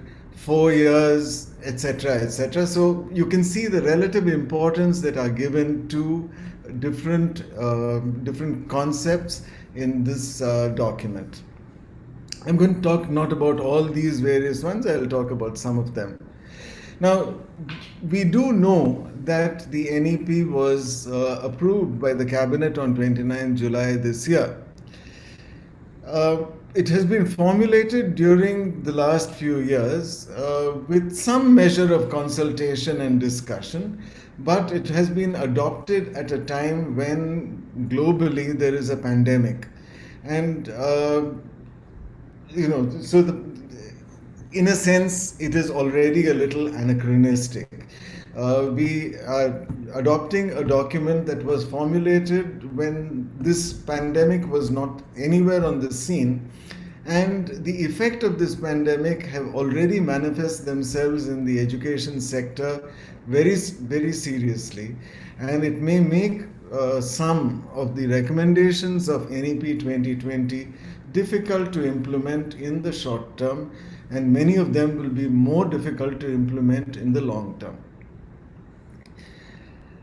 Therefore, I feel that the document itself may require some course correction, especially since the effect on the economy is drastic, and all indications are that the effect on the economy will be drastic. So many of the things that the education policy talks about, which require money, and it requires national money, that or even individual money, there's just going to be so much less of it in that's available. We have to worry seriously about it. Sorry to disturb. Yeah. Sometimes that screen is coming very light, PPT. They are Uh-huh. not able to read it. Just like next slide is better. The next slide is better. Yes, Yes, here we can able to see yes, yes, text is in bold color. yes, sir. Now slide is better, sir. Good. Yes, Okay. Right. Is the screen visible over here at this point? yes, Yes, sir. Okay. Then you'll see. Well, okay, it's my fault. When it is not readable, please let me know. But in any case, you can change this at a certain point in time. I'll share the presentation with okay, you. sure. Okay. Now, what the NEP has done is to rethink the university in India. All right. Now, one can always ask, didn't we have universities before? But universities, the NEP has said, as Dr. Mantha has pointed out, and other talks will tell you, that they would like to see large multidisciplinary universities, colleges, faculty, and institutional autonomy all within this approved framework. All right. Now, there's a lot of emphasis on multidisciplinarity in this document. Uh, Undergraduate education should become multidisciplinary. The curriculum needs to be revamped, and what we need to revamp also is pedagogy, the way of assessment, and the way of student support. Now, for teachers and for vice chancellors and administration and so on and so forth, the idea is that there would be meritorious appointments and there would be good career progression for people to move from teaching to research to service and so on. There's going to be a national research fund, a foundation to fund research. The governance of higher education institutes will come. I'm going to talk about that at some length. And one of the things that has bothered many of us who have been in administration is the large number of regulatory bodies. As Dr. Reddy pointed out, I was the Vice Chancellor at the University of Hyderabad, and that one university, we had to go to at least three different bodies in order to get all our permissions. So, the UGC is automatic, every university comes under the UGC. You also had to go to the AICTE, where Dr. Mantha was in charge at that time, because we were running programs that came under the AICTE, like the MBA or MCA and MTech. Then we also had to go to the Indian Nursing Council, because we were running a nursing program. If we were running medicine, we would have to go to the Medical Council. Law has a separate council, etc., etc. The NEP leaves out law and medicine, but it tries to bring everything under a single point regulation in higher education today. Reducing this number 17 to maybe 1 or 2 or something, some small numbers, much smaller number. One of the main things of the NEP is to increase the access, equity, and inclusion through a range of measures. Now, central to the idea of the NEP is that there will be restructuring and consolidation of all these institutions, end the fragmentation of higher education by transforming higher education institutes to large multidisciplinary universities, college and higher education institution clusters and knowledge hubs. Top universities will be called MERUs. Very nice acronym. This entire document has a lot of acronyms, and there are 2 or 3 pages just explaining what the acronyms are. But the MERU is the Multidisciplinary Education and Research University. This will be set up to help set the highest standards for multidisciplinary education across India. It seems to me, that this is just the pendulum swinging from one side to the other. We've had over the last 70 years a lot of specialization, so that people are getting very narrow disciplines.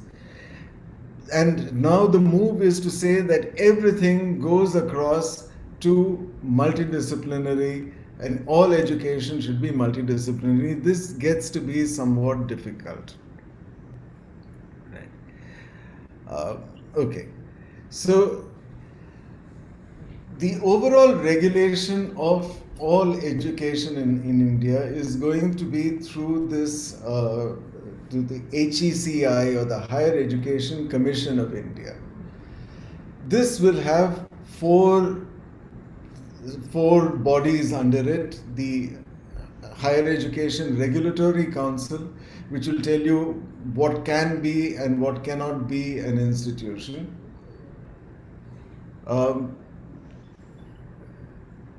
Dr. Reddy, a number of people, I mean, I see things of people raising hands. Am I to? No, sir. No. Okay, all right. This You could may be take, by. sir, Right. you may take the question after your Okay. talk. Yes. Ah.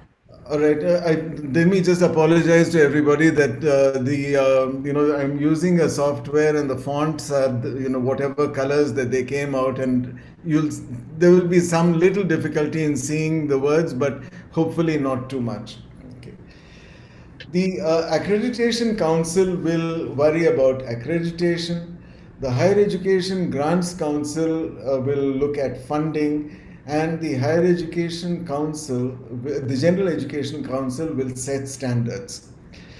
These four bodies have the potential to completely determine what gets taught in a very centralized manner. And while there are some good things about these things, that is that standards are uniform. One of the things that I've realized during the course of my career and teaching at the university and so on and so forth is that that there is a federalism in our country which is very very valuable, and that was the reason why education was put under the concurrent list. Having everything answerable to these national councils and these this very centralized way of imagining regulation of higher education in our country, this could pose some problems because states have different ideas, and I'm going to come to this later with respect to SRTM itself, as to how education should be organized. So if funding is coming from one place, if the standards are being set in one place, if accreditation is in one place and regulation is in one place, this has the potential to at least throw up some questions. All right. Very welcome move is to have a National Research Foundation, the NRF, which will coordinate funding for research with all these various bodies that have been doing funding so far. And a very good thing for our universities is that there will be competitive, peer-reviewed grants of all types, and this will facilitate research at academic institutions. I think that this is a very positive thing, and one of the nicest aspects of the NEP is to realize that research in a university and research in education are linked very closely, and that we need to fund research outside whether it is just science and technology, atomic energy, or Department of Biotechnology. All these areas get a lot of attention for good reasons, but we need to recognize that there may be a serious requirement for research funding from other aspects of the education sector. This NRF will also recognize outstanding research in progress and see that this gets converted into benefits for society. Now, what is a holistic multidisciplinary approach? Now, holistic can mean different things to different people. It's not a word that I like very much, but it's something which at least acknowledges that each subject is not isolated, and every subject can benefit from having a movement of knowledge and ideas from other disciplines as well. too often if a student is just studying mathematics, that's all they study, only mathematics and nothing else. And it's not even so much that I'm concerned about what members of society they will become.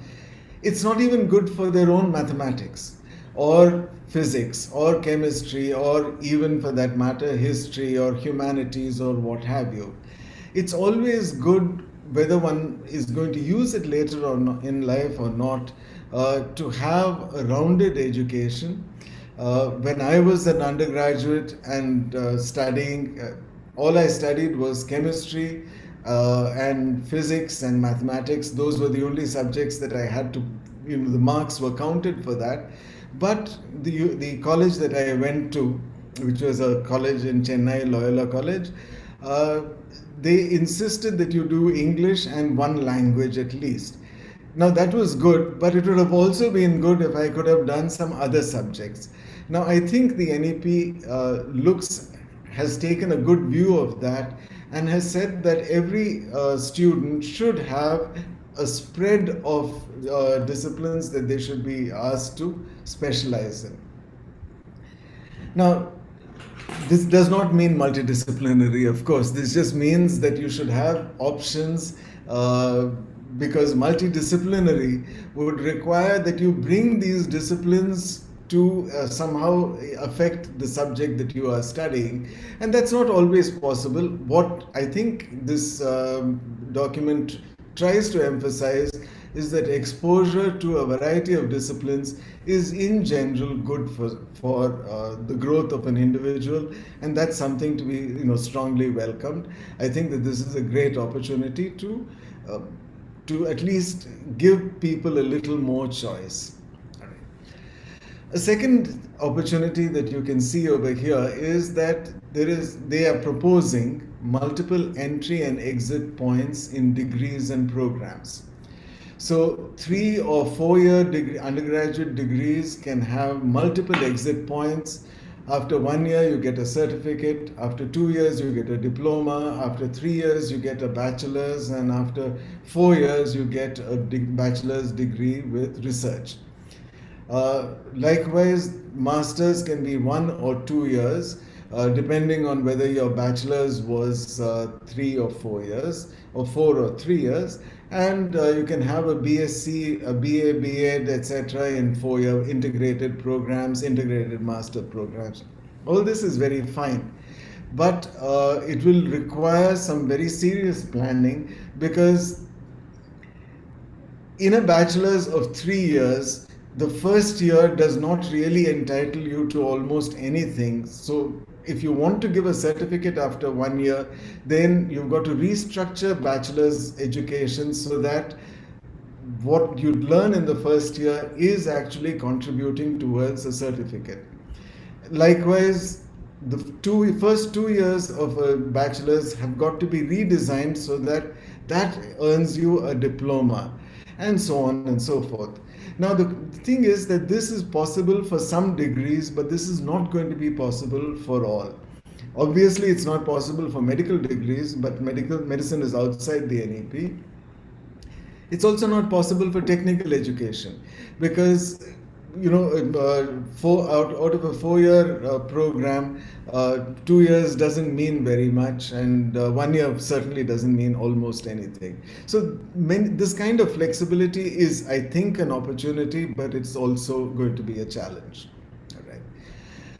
A PhD, for example, is going to require masters or a 4-year bachelor's with research.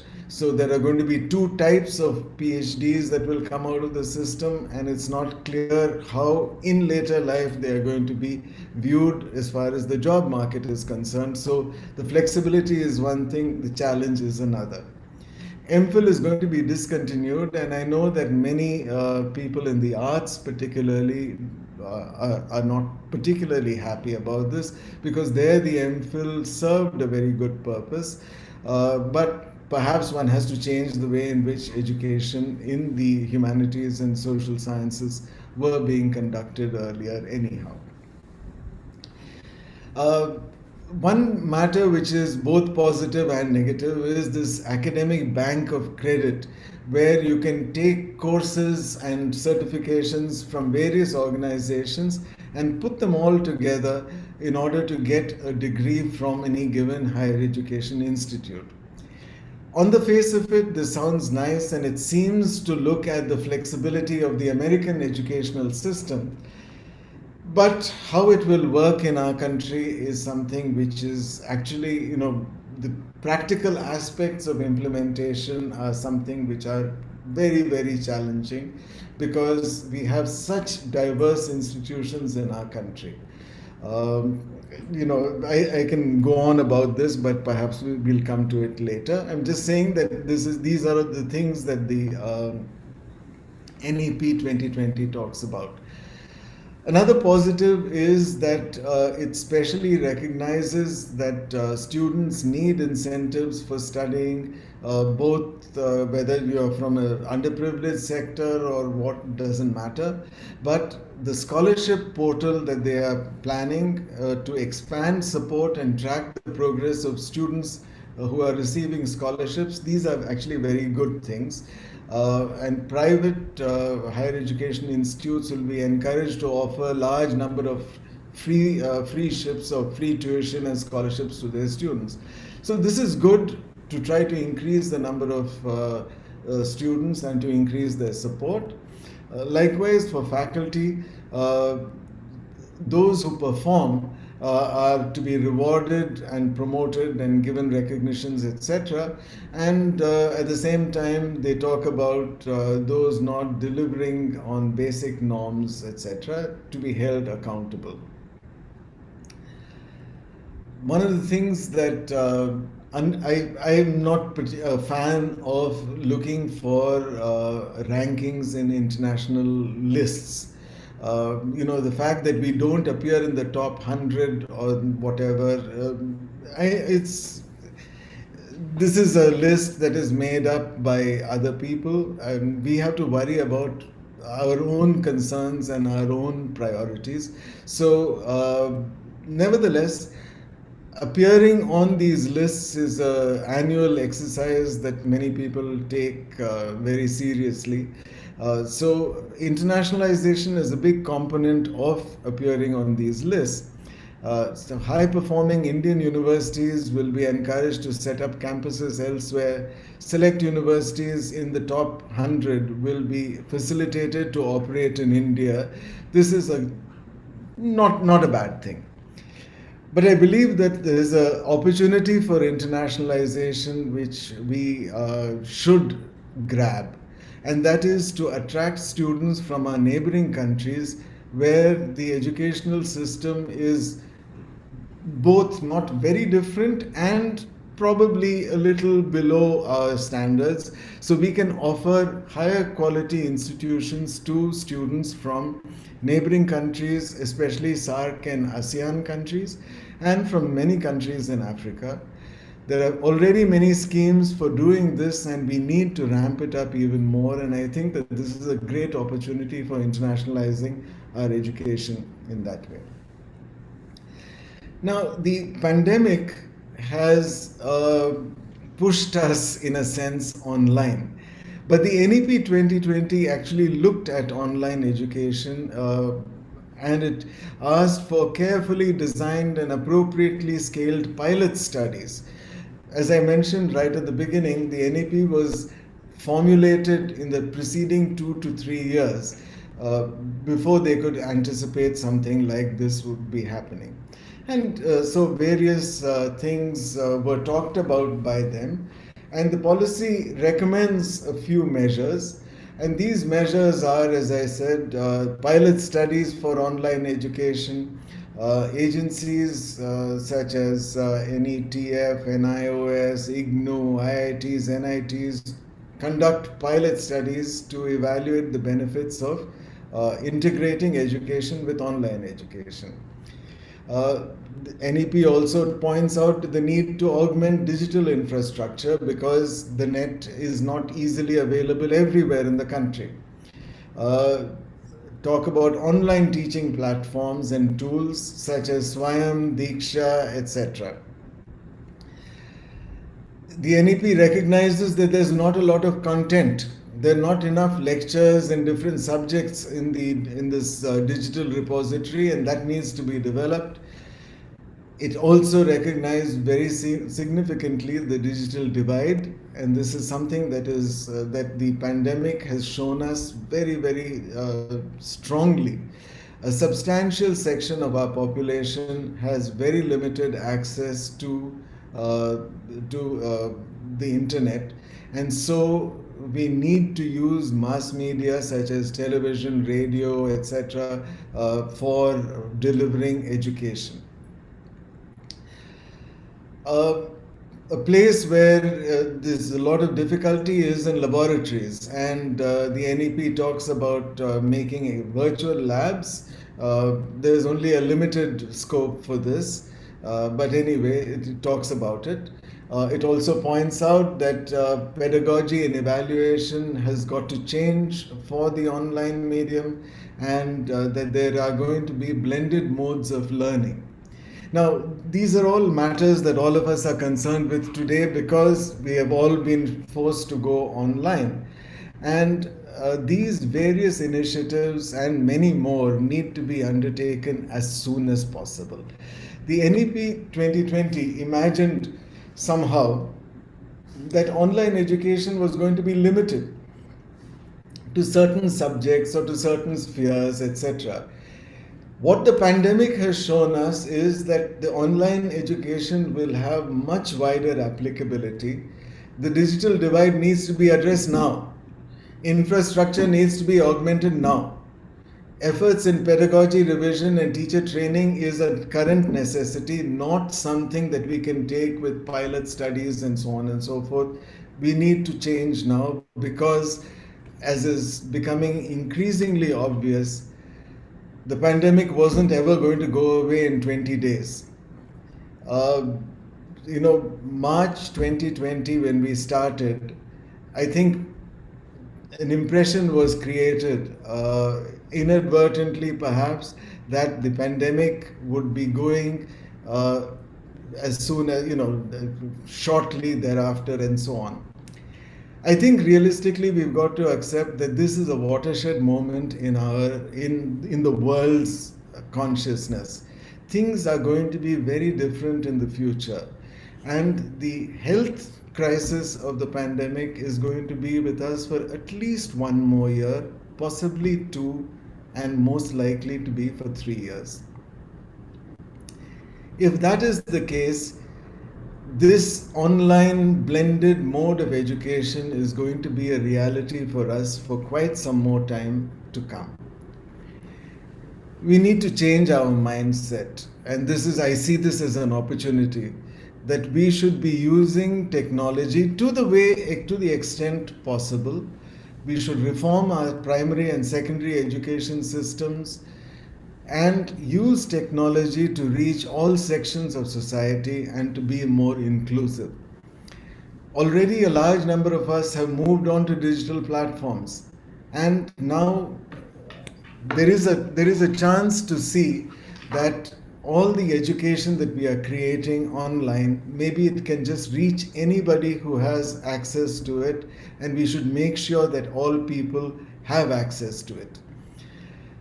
It's clear that our options are fairly limited, and maybe this is the push that the system needed.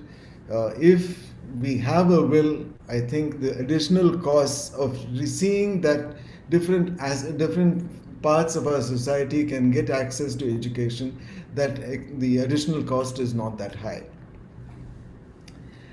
All this is coming with a lot of challenges, and these challenges are, in my mind at least, education is not something that one person does to another. It's a community activity. It is a community desire. Modern education, as we all know, tries to reach as many people as possible. We are trying to reduce social inequalities. And this is something that thrives on discussion, on debate, on interaction, and all other means of social contact. Now, each subject also has its own dynamics. There are different ways of teaching different subjects. You cannot teach mathematics in the same way as you teach chemistry. You cannot teach chemistry in the same way as you teach history or literature. But at the same time, different subjects are linked, so teachers depend on other teachers. And the interactions between teachers and students is fundamental to the process of teaching. And this is what I mean when I say that it's a community activity. All of us are involved in the process of teaching and learning. Online education says that many aspects of this are not important. And across the world, educationists and policymakers have said go online with a lot of caution. It's not lived up to its potential, and a matter something that should be of some concern to us is that going completely online contributes to socioeconomic and racial achievement gaps while failing to be more affordable. Now, this comes from the US, but the fact that going online increases, or at least it does not decrease, socioeconomic gaps tells us that this way of reducing social inequalities that we want, that is something that cannot be achieved by going online. Now, the experience so far has not been very great. Most of our students are sitting at home and interacting with each other and with their teachers only digitally. An important distinction which is not always emphasized is that most students are accessing their education on smartphones. And a smartphone is, as we all know, about 5 inches by 2 inches or 3 inches. Most of the teachers are teaching on laptops, as I am giving this lecture also addressing a laptop, but I've got something which is 15 inches, whereas on a regular class would have been, human sized. So all this makes a difference in how you see education.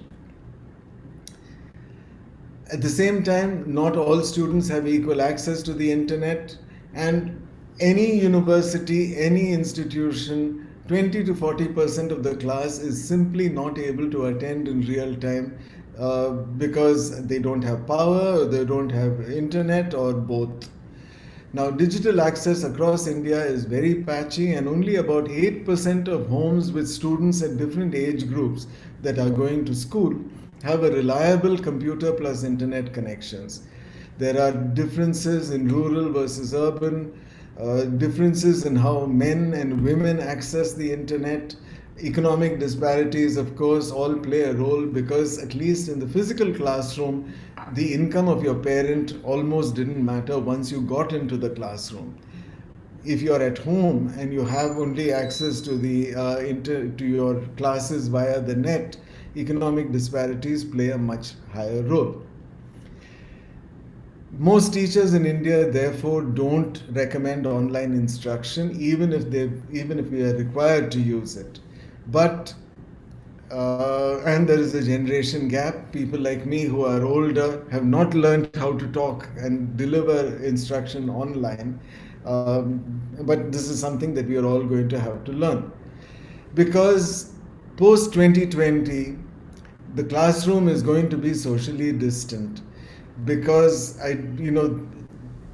whether or not there is a vaccine, we are going to be opening with extreme caution.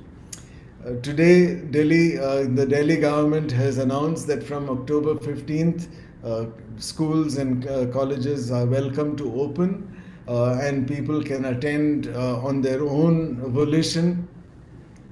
But speaking as a parent now, who has a 20-year-old daughter, I don't think that too many parents are going to be sending their children to their schools or colleges very easily. Now, the physical classroom is a necessity for most teaching, but how can you change this classroom? So we cannot accommodate all students in the same space, so we will perhaps to have more sections with smaller class sizes.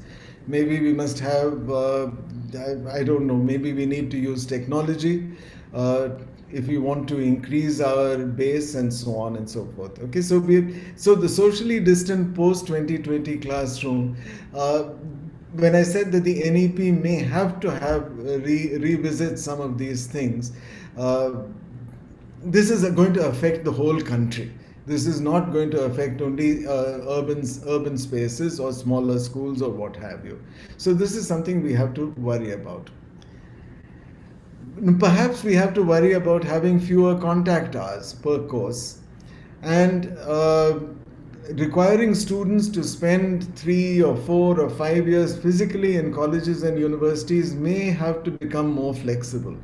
Now, this has an impact for how much, what funds, what fees you can charge, all sorts of things. These are going to be various sort of significant issues. I think that a lot of self-learning will have to increase, because today's student has access to a wide range of learning material on the internet. They've already been using it. Now this may become a primary source of learning, either through NPTEL or through MOOCs or what have you. So different types of pedagogy, different types of education models may have to come up. And the NEP cannot be faulted because they could not have anticipated the pandemic. But to go forward without recognizing that the pandemic has changed our lives, I think that that would be a mistake. Right? Like I said, MOOCs have been around for a while now, but people are taking them seriously, and there may be no option for us but to allow courses for credit in the MOOC model, which we have not done so far in the past. Okay. Now, you see, given the reality of this public health crisis, the government as well as other higher education regulatory bodies have already endorsed the move to go online. But I think, and I'm sort of sensitive about this when talking at a forum like the one today, that our universities cater to the aspirations of all social sections of students, many of who are from rural backgrounds, from economically less endowed groups, and who are not only looking at becoming part of some global workforce and going to America or anything like that. They would like to get an education. They need to get, some kind of, they need to be enabled in order to enter the workforce. And therefore, we cannot stop catering to the aspirations of all these sections of students. And they have got to therefore be funded. If we change the way in which we are going to be giving education, we've got to be able to fund our students to take it in that way. Right. Now, one of the biggest features of the NEP is that it gives a lot of suggestions and directives and says you shall do this and you shall do that for different aspects of higher education, but it does not spell out how this will be implemented, or for that matter when. You see, some of the dates which are firm over there is to say that by 2030, the NEP wishes all higher education institutions to become multidisciplinary. And by 2040, each one of these should have enrollment in the thousands. Already many HEIs are in the thousands, but what exactly do they mean? How is this going to be done? How in 10 years can an NIT become as multidisciplinary as outlined in the NEP? We don't know. And given the fact that today we are working, by 2030, if we are out of this pandemic and it goes to becoming a seasonal illness or what have you, that will only give us about 5 to 6 years for that. So how this is going to be done is not made clear, but one thing that is clear is that the role of the state or central governments will reduce, and it will be we are increasingly going to see that the central government does not play a major role in funding, although it will continue to play a major role in regulation. The aim is to increase this gross enrollment ratio from about 25% now to 50%. That is to double everything. How we are going to double, is it going to be all online that the doubling will happen? It's not at all clear, because the number of teachers are not there, and the infrastructure is not there. In fact, doubling of anything except the number of COVID cases takes a long time, right? And it's a cruel joke that the number of the doubling in this aspect of the statistics is something that we are seeing on almost on a monthly basis. Okay. Now,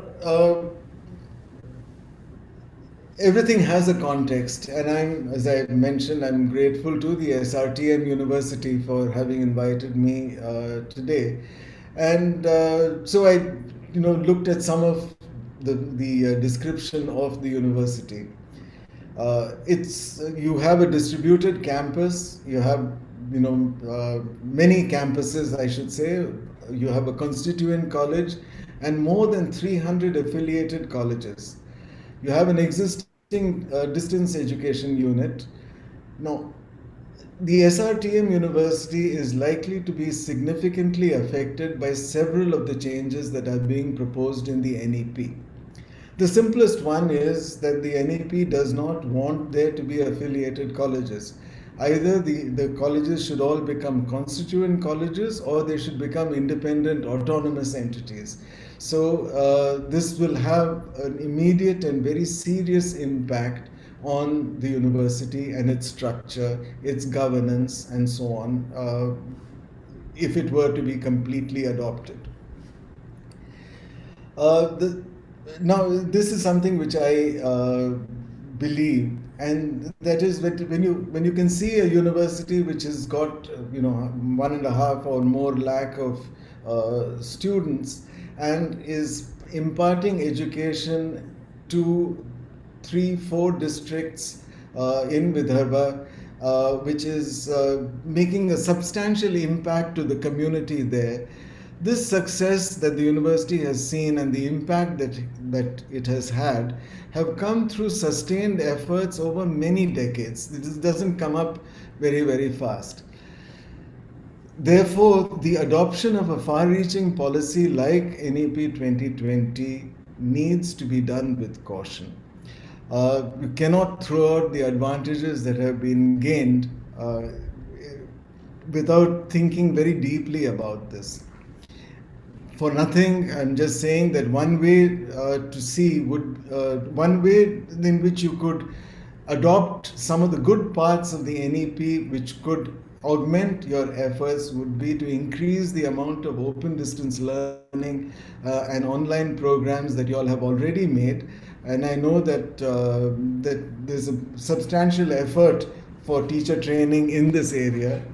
It would be very nice to see the university take initiative to enhance the offerings, improve the access, and increase the gross enrollment ratio to provide opportunities for lifelong learning. These are all part of this Sustainable Development Goals of the UNDP. So this would be also very much. That's about all that I have to say on this particular on the implementation of the NEP. So with that, let me thank you very much for your attention.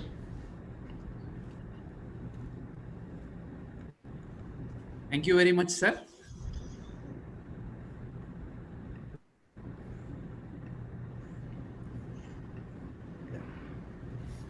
Hello. Yeah. Yes, sir.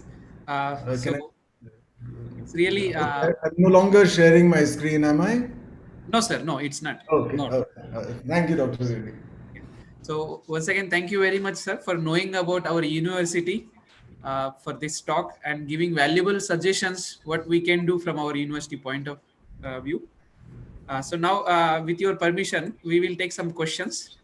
Certainly, certainly, I'd be very happy. Yes.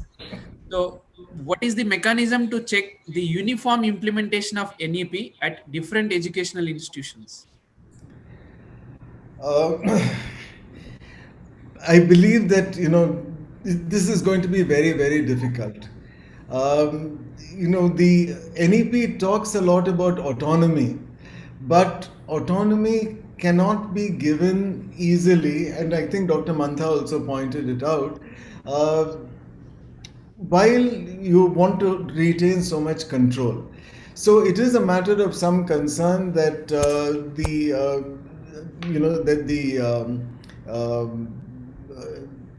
the regulatory bodies, I don't know, they've got different acronyms, but one of the regulatory bodies is supposed to worry about whether all the sort of the NHERC will look after every aspect of implementation, and if you are not implementing, the NAC will remove your accreditation. So this kind of punishment and whatnot, I don't see how it can work, especially when it's a concurrent subject and there are, the state may want something slightly different and the center may want something slightly different. So this is a problem. The NEP just gives some grand principles. They haven't given any details of how to implement them. Yes. Next question. How can it be implemented successfully in rural India when there is a lack of basic infrastructure and internet facility? I think this question we have seen from many people, even last 2 days. See, this is a question that I keep getting asked because I've given several talks on this whole business of online education and whatnot. See, right now, the NEP itself it has only a very small part on online education and so on, because it was written at a time when there was no great emphasis on online, as we've seen that the pandemic has done. I believe that 2 or 3 things are necessary. I believe that the government has to improve the digital infrastructure across the country. If you're going to force the country to go on for online education, we cannot leave it to individual players to come and decide that they're going to get more revenue from one area or the other. You've got to ensure that that this happens, through the country. That's one thing. The second thing, and this is a little more, this is both easier and more difficult to implement, and that is to see that all our students, once a student is admitted to a university, in addition to everything, in addition to their admit card, they should be given either a laptop or a tablet or something like that, some device, so that if you're going to give them classes online, they should be able to access the classes online in a suitable manner. Small universities are doing it right now. Private universities are doing it right now. Even state universities like Jadavpur and whatnot have done it, not by going to the government for funds, but by going to alumni for funds. So we've got to think of ways of enabling the student, because finally that individual is very, very important, that student. And the government has to come in and give the infrastructure for the digital backbone for the country, like the railways, like the road systems, like in the same way the digital backbone has got to be done by the government, and there's no way of getting away from that responsibility.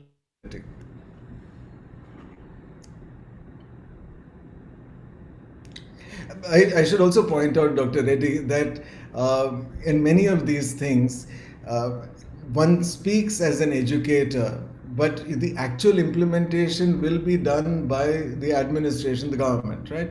So it's not as if we all have very clear answers to everything. Some of these things are developing as we are moving along.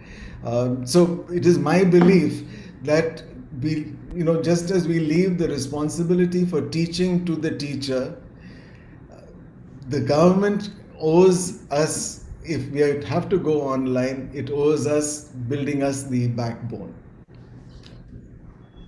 Yes. So maybe one last. Will multiple entry and exit program lead to increase in dropout ration or number? I believe so. The multiple entry exit options were proposed about 8 years ago, first at Delhi University in the so called FYUP, or the 4-year undergraduate program. Now, that was adopted and that was given up. And one of the things that was proposed at that time was this business that you could exit after 1 year with a certificate, and as has been discussed.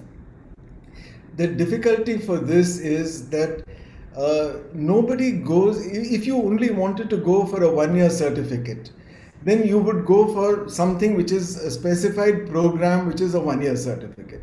If you wanted a diploma, you would get a diploma. For example, I used to teach at JNU, and in JNU you could get a certificate in French, or you could get a diploma in Spanish, or these were few degrees where there was certificate and diploma. They were not taught as the first year of a 3-year program. They were taught as a 1-year standalone certificate and a 2-year standalone diploma. This multiple input and exit policy seems to be a way of saying that even if you attend university for 1 year, we'll give you something. Even if you attend university for 2 years, we'll give you something. That somehow is not the way in which we should be thinking about it. We should have maybe 1-year programs separately, 2-year programs separately. And the 1-year program could take something that is taught in the first year, something that is taught in the second year, something that is taught in the third year also. Because otherwise the person comes out without any real qualification. So I think that it has to be thought through very, very seriously. Also, what does a certificate in physics mean? That you studied physics for 1 year? We have to see, one of the things that I feel a little strongly about, and I don't know whether Dr. Bhosle will agree or not, is that many people go to university so that they improve their earning capability. That is to say, for jobs. Somehow, the purpose of education, yes, it's very nice. I want to know a lot about various things. But for the bulk of people, you go there to learn something so that you can make a living and move on in life. If you don't have that capability, and the certificates and diplomas may not give us that, then I see that many people may not take it. Anyway, that's my feeling, and it's just Yes. So last one question. yeah. The ASER Early Years Report 2020 indicates that while 91% of 4-year-olds are enrolled in some form of pre-primary education, a much smaller proportion exhibit age-appropriate foundational skills to be able to engage effectively with schooling.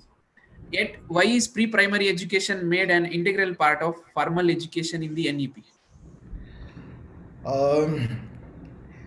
Like I started out by saying, the NEP has got many good things. It has got stuff that needs also to be thought about. Making it a part of why should NEP worry about pre-primary education? It's of course reasonable, because without adequate nutrition and without adequate preparation, they are going to be poor learners when they come to school, when they come to regular school. However, one doesn't have to agree with everything that is proposed, but also because they're not very clear about how this is going to be implemented. I can imagine this getting implemented in urban or towns or in urban or semi-urban places, but in rural areas where the number of students is very small and the closest other villages are very far away, how are we going to implement this? This is a little bit of a mystery to me. Which is also why I feel that for a country like India, to have one overarching principle and saying that we must all follow it, perhaps may be too much. Anyway, but this is something to debate. Yes. Thank you, sir. So now we are at the end of this session as well as the workshop. I also request Ram Swami sir to stay for 2 minutes so that we can close the session with our national anthem. So without taking much time, I thank each and everyone. First of all, I thank both the resource persons, SS Manta sir and Professor Ram Swami sir, for giving their valuable time. And as I can see from participants that they are getting the clear idea about in NEP in these 3 days. So that entire credit goes to resource persons. Thank you very much, sir. I also thank Honorable Chancellor, Honorable Vice Chancellor, Pro Vice Chancellor, and all deans, Management Council, Academic Senate, all other people for contributing this workshop planning. And also the participants, within 1 day we have received 1,650 applications. That shows your trust on our university and our planning. Thank you very much, and we will keep this promise in forthcoming programs also. With this vote of thanks, I request each and everyone for stand up for the national anthem, and after the national anthem this program concludes.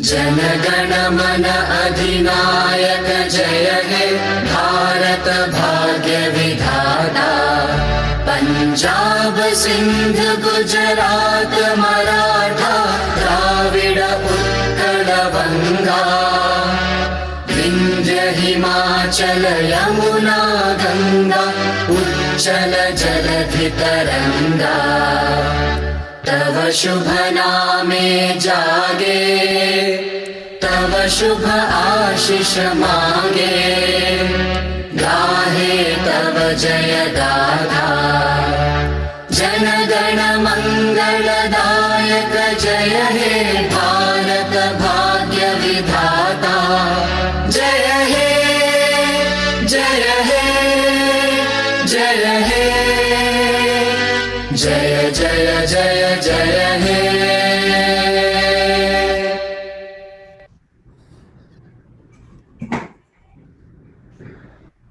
Thank you, one and all. Thank you very much, Dr. Reddy. Thank you, Dr. Bhosle. Thank you very much, leave sir. now. Thank you, sir. Yes, sir. Thank you very much, sir. Okay. Bye. So with the permission from Honorable Vice Chancellor, I conclude that this webinar is concluded, and all the information for participants will be sent by mail. Thank you. Thank you. Thank you.